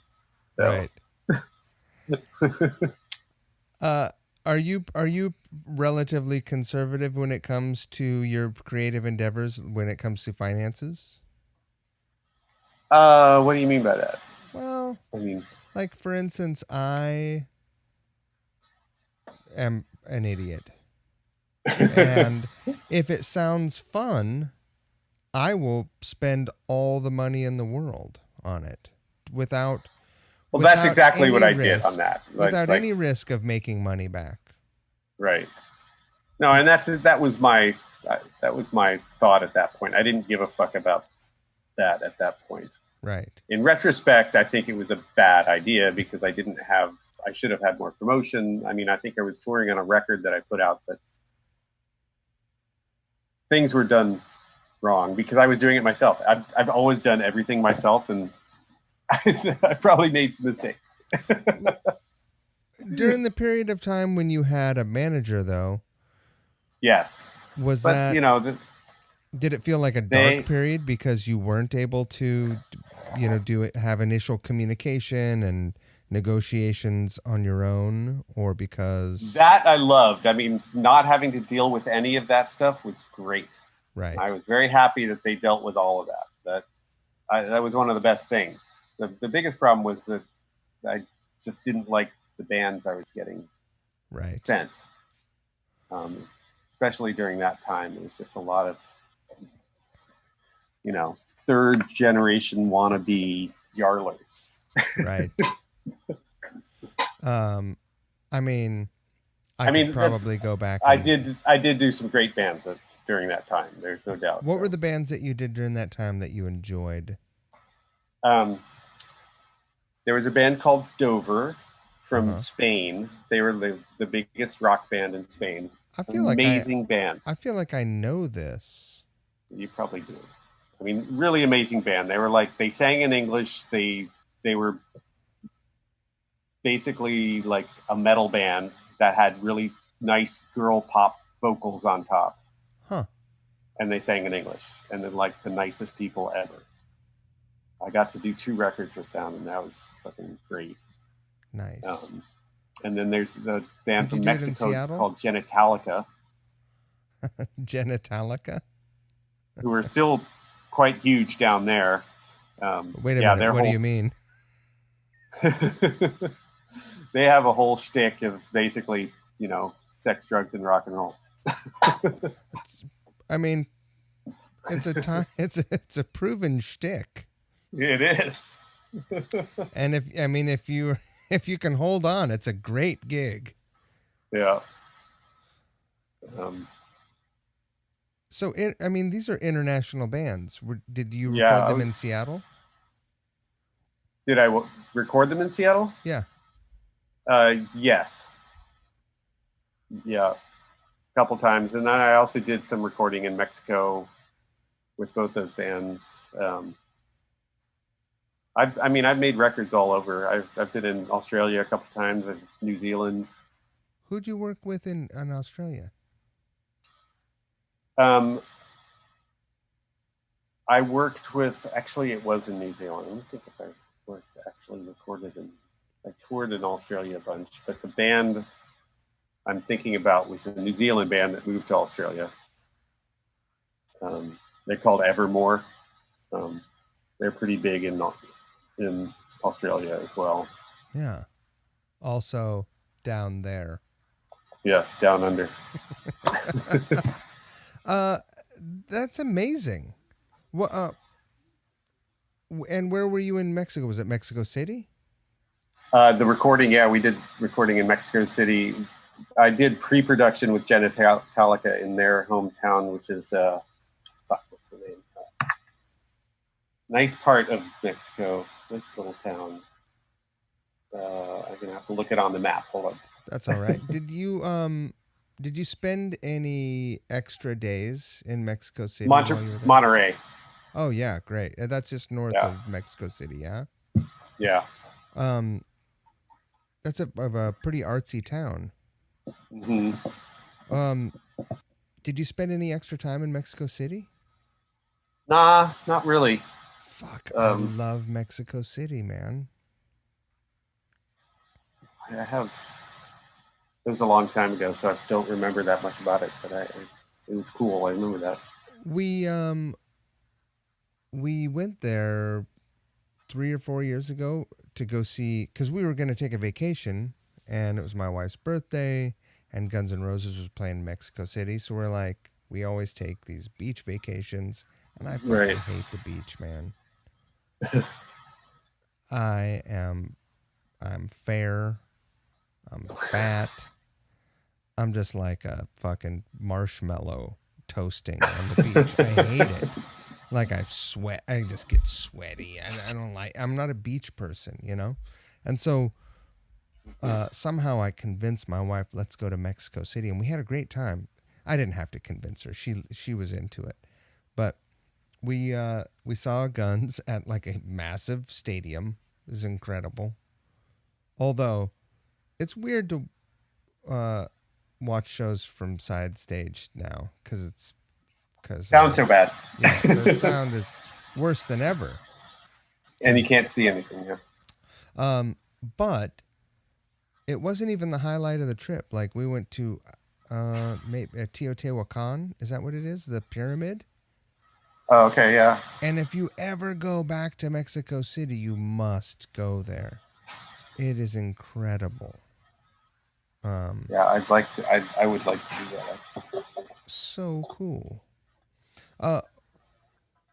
Or were there any domestic bands that you worked with that you were stoked on during that period? I mean, okay. besides okay like Brad and just local people, I'm trying to think. Yeah, probably. I mean, right. Good question. I'm sure there were. Let me see if I can look at my. Oh, I love this. Are we gonna walk down the hall? No, I'm just trying to. I mean, sure. There was. Let's see. Hey, I saw on your website that you worked with the Jesus Lizard. No, I did the Nirvana Jesus Lizard split single. So I did the Nirvana song on the Jesus Lizard. Oh, rad. Split single. I'm trying to think of bands that I got from my manager during that period, but most of the ones that I really liked doing were either not. I mean, I did Bush. That was fun. I did a song with them. Fall of Troy. Awesome band. Yeah. I Am the Avalanche. Another great fucking record that I got to do. You ever heard of them? I never have. They're more, from, you know? I don't know what. Movie Life. Do you know the band Movie Life? I don't. It's the singer from that. See, that's a whole genre of bands that I'm not that familiar with either, but they're huge. Are they like they have those names that sound like that genre maybe morphed into the kind of band that had even longer names? Is that right? Or is it like I think I Am the Avalanche is considered, God, I don't know, maybe kind of emo-ish. Uh-huh. I guess Fall of Troy is as well, but there's more screamo. Right. Yeah, that was a genre that I never got super into, but I was not a huge fan of the screamo thing either, but Fall of Troy was an amazing band, and that record was actually amazing. Right. It's as a person who has to spend intimate hours with a group of people who are creating something that, I mean, of course, you don't have to be a fan of what they're doing, but you have to be 100% behind what they want, or yes, or making exactly, them and that's easy enough. I mean, how do you separate? Even if, well, because it's music, you know. You know, right. if it's music and it's honest and it's good, then you can find something to latch onto. Right. Even if it's like their personalities. Yeah, I haven't really had to deal with any real assholes at all. Oh, everybody's mean like, nice. I guess I just mean like if you're getting on with someone and you're connecting with them, but you don't connect with their music, right? Like your enthusiasm can be propelled by that relationship. That's true. Yes, and that's a very rare occurrence where I really even usually once we start recording, I can appreciate what they're trying to do. I love that you use try. There was one band that I just never got into at all during the whole recording process, and they were I can't say I won't say who they were, but That's okay. They were religious. Were they big and famous? No.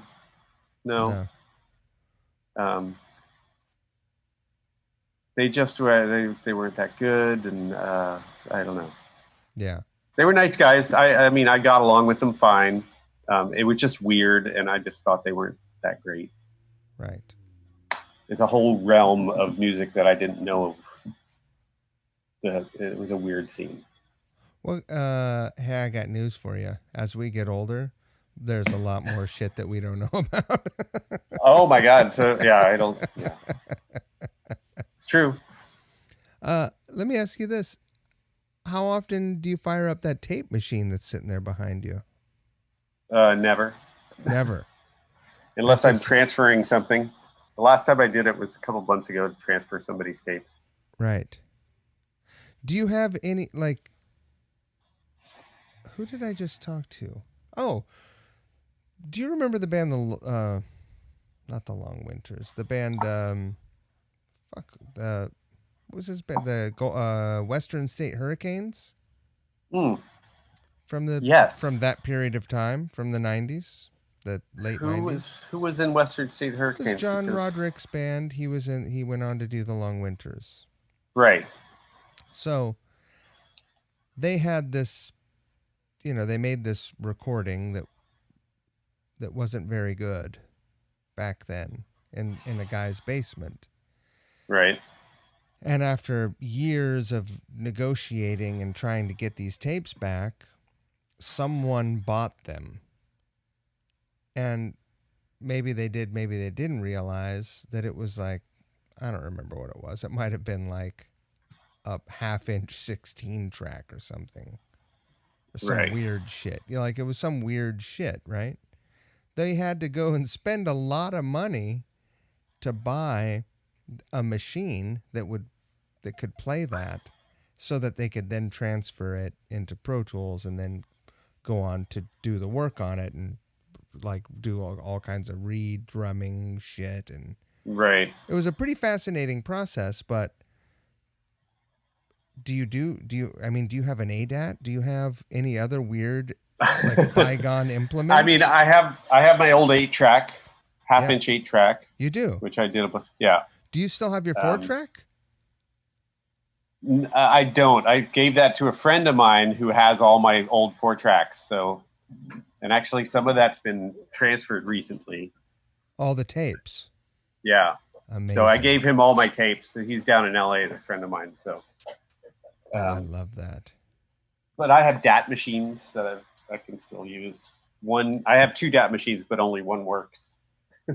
I still have a shit ton of DATs because for a long time, that's what you mix to with a DAT machine. Right. I have like a box with a bunch of DATs in it. Yeah.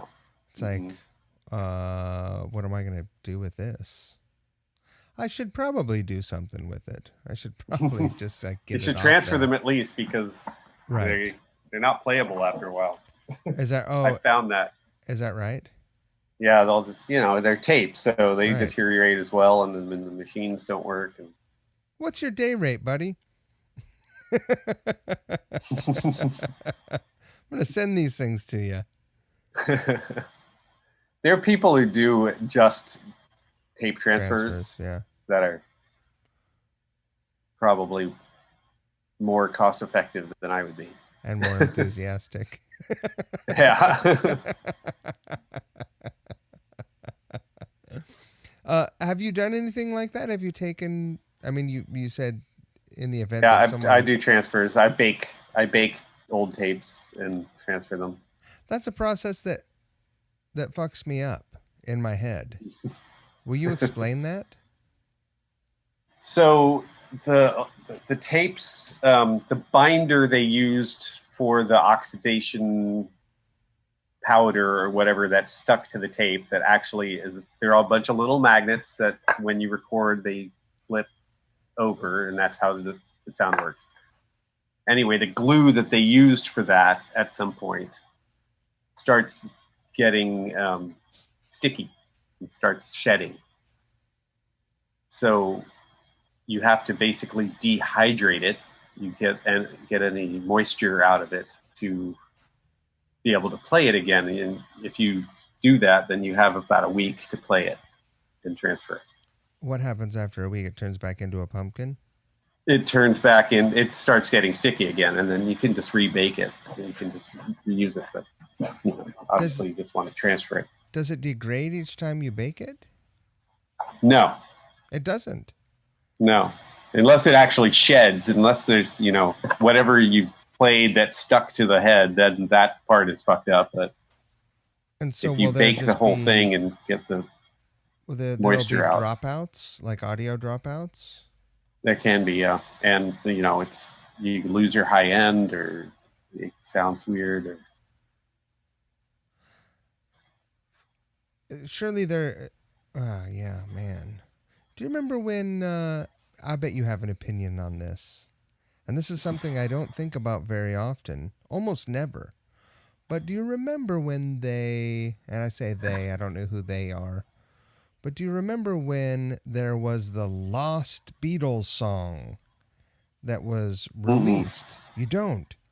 So it was, I believe it was a John Lennon song. And they... Oh, yes, yeah. And they put it together. Yeah. They put it together. I thought you said Eagles. Oh. The Lost Eagles. Yeah, it's like the Lost Lennon song. Right. Something about love, probably. Yeah. And it was interesting and cool. I think I want to go revisit that. But I bet you listened to it in a different and more critical way than I did. Do you remember how you felt about that? I don't exactly. I remember thinking it was just okay. Right. It was kind of, you could tell it was an idea that they tried to hash out that wasn't complete. Who did it? Jeff Lynne? I think so, yeah. It's I mean, that is one incredible thing about like being able to digitally manipulate things. So if, for instance, a tape got sticky and you lost, because of the nature of how it runs across a tape head, would it remove things from specific tracks for a period of time, or would it go sort of across the tape and you'd lose everything? I mean, I guess it would depend on how big if it actually shed, if clumps were coming out, then... Does it come off like a sunburn?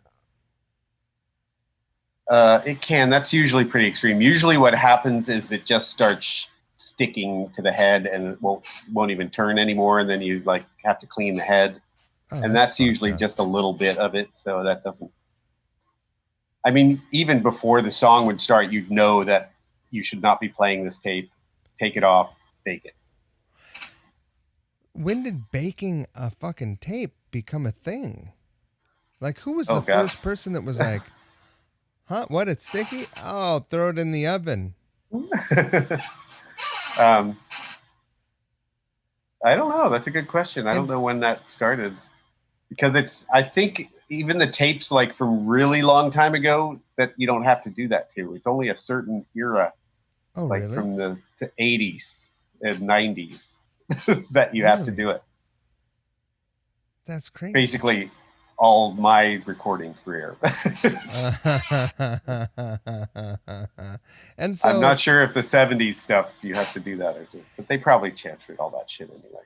And so is this, and do you actually just put it in your conventional oven at home? No, on you have to do, I mean, basically what I use is a dehydrator.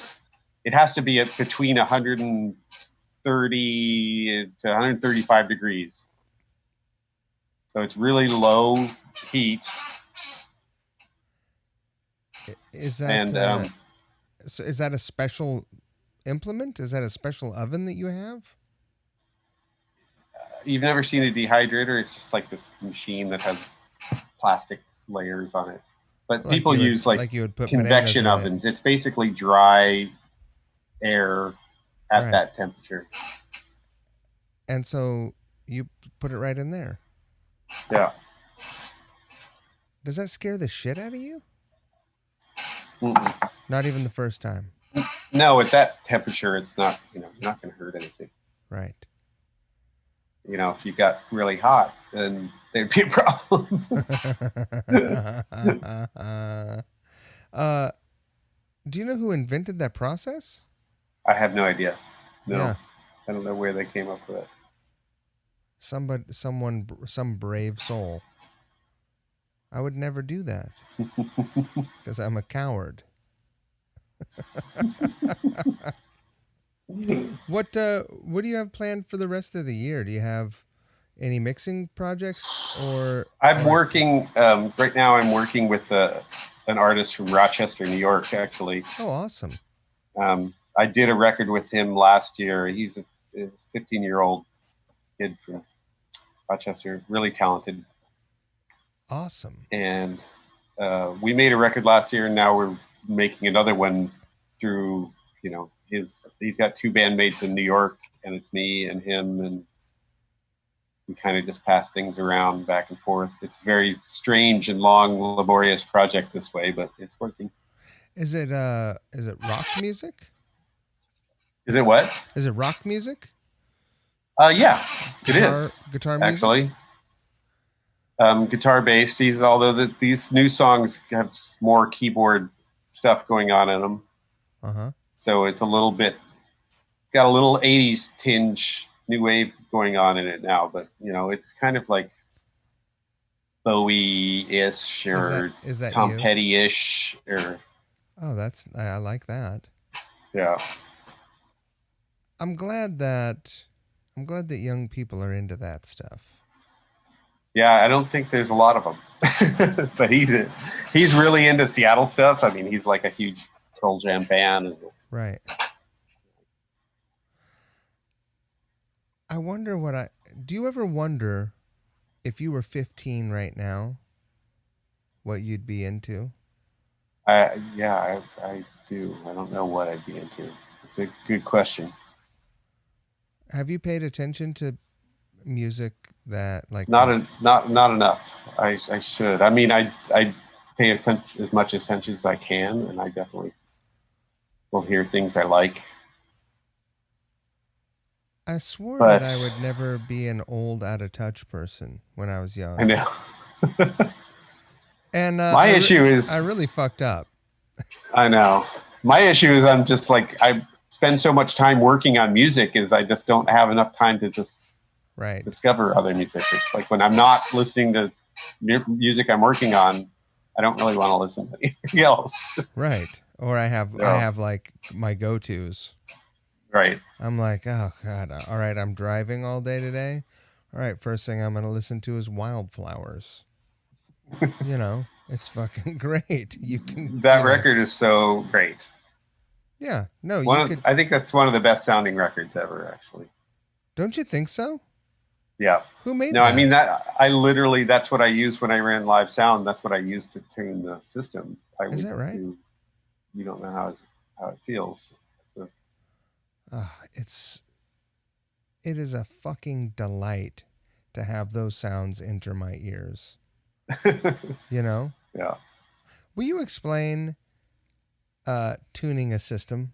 Because this is a thing where anyone that's been on tour, your sound person does this thing, and then they say, "Oh, I'm just tuning the system," and I'm like, I don't know what that means. Like, it's the same system you used last night. Really? Are you tuning the room, or tuning to the room? Yeah. Every room sounds different, and every room's going to sound different. I don't know if you're lucky enough to be able to take the same system with you, like you're actually using the same sound system, right. You still have to tune the room because every room's going to sound different. And so, Which, are you setting setting EQ on the system so that when you have individual instruments going through, you're hearing it, you can make adjustments that you're going to be familiar with that are accurate to. basically, I mean, so what happens in all rooms have like certain frequencies that are unfriendly in there, or they're accentuated. Like, say, something in the lower mid is causing its own feedback loop in this room. So you have to suck that out of the EQ so that doesn't happen. Right, the three entrances to the arena floor plus the creates a bass trap. Yeah, something like that, or whatever. I mean, arenas are the whole. They're a nightmare to make sound good anyway because they're these huge caverns. Right. That just sound bounces around in measures of 10 seconds or whatever. It's crazy. I don't know if I've ever been to a good sounding arena show. I remember when I was a kid thinking how great arena shows sounded. I mean, I went and saw fucking Aerosmith when I was 13 in an arena in like 1978 or something like that. Right. And thinking they sounded fucking amazing.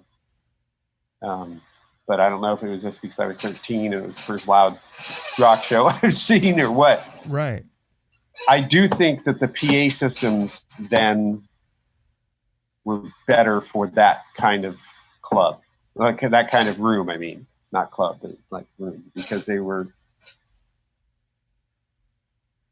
a lot more speakers and they were all facing forward. Right. Where at some point they changed the look. They changed speakers configurations to long throw speakers where you had like 4 speakers facing each other that just threw this sound out, and it wouldn't set up until you were 100 feet back or something like that. Right. As opposed to the front loaded stuff where if you were in front of it, you could hear basically some clear sound. I mean, I'm probably getting into minutia here, and I'm sure there's a bunch of pro guys who would argue with me on this point, but I guess sound systems have evolved as amplification has evolved, like guitar and bass amplification. Like, oh yeah, so totally. many people are using modelers, and before that, I remember, I think the first person I remember seeing using ISO cabs. I saw a buddy of mine touring with, I can't believe the Canadian lady who does the ASPCA commercials. God, what the shit is wrong with me? Sarah McLachlan. Oh, okay. He used, he had his amps inside the Rode cabinets, but then, he had it sort of like right off, like he wasn't hearing his amp. They were all on in-ears. And Jerry Cantrell had his amps off stage. And I remember those were the first two where I was like, well, that's crazy. Why would you do that? But now it's commonplace, right? It is. It's very common. I mean, it's very different now. I haven't had to deal with like massive sets of in-ear or anything like that. I was running sound for Giants in the Trees for a while last year. What is that? That's Chris Novoselic's band. Oh. They're a very interesting band. Cool, like weird alt country kind of stuff. They call it forest grunge. There's lots of banjos and accordions and right. Interesting band, cool band. I mixed their record last year. but yeah, running sound for them, they had a couple people with in-ears and then a couple without, and it's a different realm than what it used to be. I just don't think I don't want. I've played gigs where I didn't have a live amp on stage. Plenty of them, mostly at a casino. All right. And it's like, so how does that work? You're just using a modeler into the wedge, or what? No, we were Or on into your in-ears. in-ears. Yeah, we were on ears. And I never had a good pair of in-ears, you know? I've never even played live with in-ears before. I have no idea what that would be like. It's actually, for singing, it's great. Because, you know, it's almost like when you are tracking a vocal, you know, you can, like, you have a lot more. You never have that panic moment, right? Like, just before we got on this call, I did some of the stupidest thing, one of the stupidest things I've ever done, and I got one of these little arrows, the UA arrow thing. It's like a bus powered interface. And it's killer, right? It replaced my old clickety clackety piece of shit, and now I don't have to deal with all these, like, whatever. So, but it's bus powered, so I had this idea, like, oh fuck, I can record anywhere, right? And so I just did this thing where I was walking down the street recording. Like, I had everything in the back of my truck. I had someone drive my truck, and I recorded while my wife filmed. Oh, that's interesting. It's for a video, right? Right. Because I'm doing these Couch Riffs videos have like I have mixed band ensembles now. You should be in a video. Yeah, that'd be fucking great. I would love it. I kind of thought, for some reason, I thought this was a Couch Riffs thing. It's Couch Riffs is a podcast and a performance thing, but we do the performance individually. So, like, we're tracking, right? Right. But you know, there's that thing when you're performing a bit, maybe you're maybe you don't hear yourself well or whatever, and you like push and you struggle, and or I do. It's almost like fighting for air. It's like if you're, yeah, right. And so I don't know why the fuck I started talking about that. Why did I start talking about that? You were talking about singing. I don't know. Singing. You had talking about the arrow on the streets, filming on the streets, and then I can't remember. Singing is maybe about singing being pushing yourself. You know, I'm going to listen back to this and I'm going to be like, Jesus Christ. What the fuck? I wish it just got to the fucking point, Squires. What the fuck is wrong with you? I can't believe you've hung in here this long with me. You're a fucking champ. No, it's fun. It's been a good talk. I mean, it hasn't been too difficult, so that's good. Well, these interviews, I have another one on Monday with somebody from Amsterdam, I think, or something like that. Huh. You're gonna wake up early, or are they gonna wake up early? It's at 10 a.m. my time, so are you? So they're gonna be up. They're gonna be up late then, I guess. Are you an Amsterdam's early riser? what, 8 hours? Yeah, probably from you. Yeah. Are you an early riser? 7, 8.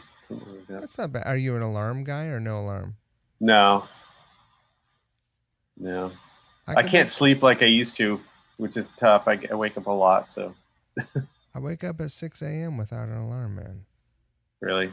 What time do you go to sleep, though? Like midnight. Yeah, that's what time I go to sleep. I want to get at least 7.5, 8 hours. That's what I want to sleep, but I don't usually. Right. Surely we've touched on how getting old is weird, man. Yep. Well, I sure do appreciate you being hanging in and being patient because Yeah. I never nary a plan is in sight when we have these conversations for the podcast. So do you go through and edit everything or what? Fuck no, man. This is unedited. I mean, and there has been an occasion or two when someone says, "Oh, hey, can you send me an edit of this before you put it up?" And I say, right. "Well, I don't really edit it." What do you mean you lived it? Well, yeah, I mean, because sometimes I don't think I said are, anything too bad. No, but sometimes folks get a little loose, and then Yeah. they're like, and then they have cold feet. They're like, well, I don't want that person to hear that I said that, and then I have to, and I've had Right. a couple of regrettable moments where I've had to field a phone call or two from a friend, and they're like, hey, man, what the fuck? It sucks, And so yeah, in those occasions, I will go and cut a bit out, even if it feels unnatural to the flow. Right. But the joy of Couch Riffs, my friend, is raw, unedited weirdness. So you said this is audio only? This is a audio podcast only, yeah. and not your video. Yeah, you did your makeup for nothing. Yeah. This is audio only. So there's the podcast, the audio podcast, and then the videos I started doing, a year and a half ago, and they were just me sitting on a couch with someone, playing along to a backing track. And I always had this idea of what I wanted it to be, which is essentially a late night show. Right. But I'm I'm long in the tooth and short in time, so probably not going to happen. But I can do the podcast and I can do these quarantine videos now, which is a lot easier because even if I lived, I don't live in the city. I just don't have access to people. There's not that many people up here in Stuyvesant, New York. Although you'd be surprised. I see some folks around town. Is it a good place to live? I mean, I love the Northeast. So, I mean, it's the town. How big is the town? There's a post office that's open 1 to 5, Monday through Friday, and 8 to 11 a.m. on Saturday. And that's the limitation of the resources in town. There are 25 houses in this town. Oh, it's really small, huh? Oh, yeah. I mean, there's a waterfall 100 yards down the road and a single lane bridge. And wow. I'm a volunteer firefighter. Wow. It's pretty cool, you said man. Something about a bottling plant. What is that? Oh, yeah. So I make iced coffee. Oh, nice. And I can it. And I work inside of a bottling plant. Where are you getting your coffee from? I buy my coffee from a company that I used to work for called 4 Barrel in San Francisco. Oh. Are you familiar with them? No, I've heard of them. Yeah, it's the problem. They roast their own or what? Yeah, it's a coffee roaster. As the problem with cold brew and iced coffee stuff is it's not shelf stable. So I have a lot of friends on the West Coast who are like, hey, send me some coffee. And it's like, well, first of all, it's canned, I mean, I could send it to you, but I'd have to pack it in a cooler with dry ice and ship it, like today. So a $14 6-pack of coffee would turn into a $80 endeavor, which I'm not above because, like I told you earlier, I'm terrible with money. If it seems like fun, or if I know that it'll make someone really happy, like I'll probably do it. Wow. But I didn't realize ice even is it milk in it or something? Is that why? Are you not no, it's just that there are either there are particles, like it'll grow shit if it doesn't stay right? refrigerated, right? And my stuff has a longer shelf life than cold brew because it has a kill step, and that kill step is that I brew it hot, not cold. It's not cold brew. Oh, It's brewed hot and flash chilled. So there's a kill step in it, and it so yeah, it's got a 9 month shelf life, which is pretty sweet. But oh, that's pretty good. yeah, no, cold brew has like 30 days maybe at the most. A keg of Right. cold brew, like if a shop makes cold brew, as you know, it's like you're tossing that out after 10 days. But if it's a lot more cost effective to make it yourself as well. So Yep. you lose a little margin there. We're talking shop now. We're talking numbers. We've gotten off topic. But I'll try to bring some to Seattle with me next if I ever travel to Seattle again. If travel is ever allowed again, I'll try to bring some out because I know you're a coffee guy. Yeah. That's pretty good. I roast my own. You I do. have an espresso machine here at my house, so I roast my own. You roast coffee at home. Where Yeah. are you getting green coffee? I get it from Vita. Actually, You do? I use their espresso blend green beans. And so, do you have like a little countertop roaster, or do you use? Well, right an now air I'm using popper? a cast iron wok. And just hand agitating. Yeah. Wow. It's funny because I was going to make a joke about roast profiles when you were talking about baking the tapes because I was gonna make a joke about like you add just like cooking. Roasting coffee is just like cooking, right? Yeah. So it's not a constant amount of heat you're pushing into the bean at every turn. So I was gonna make some fucking stupid joke about the recipe for baking tape, but turns out you just put it in a dehydrator with your banana chips. Exactly. But that's interesting. So have you always used the cast iron wok? And do you have a gas range? Is that what No, you're doing? I have a gas range. Yes. Yeah. I used to have these little mini coffee roasters. It was basically just Like a little air popper. air heater with an auger in it. Yeah. And they only last about a year and a half, and then they die. Right. So every year and a half, we'd have to buy another one, and I just eventually got bored of that. Or annoyed with that. But I'd like to get it again because it's a pain in the ass to roast. I have to do it once a week or something now. Have you modified it at all, or do you have a temperature gauge on it, or are you just all nose and like? I just go by sight and smell. Yeah. Yeah. I roasted for a little while, and we did. Yeah, I really loved it. I roasted for Victrola for a while. Oh wow! It was before they moved. They had the second space. They were just up on 15th, and I roasted in a little tiny back room. And it's such a crazy process. It's so fun. I really got into it. I never got. It's a very cool process. I mean, what kind of roasters were you on then? We had a who are those guys from Idaho?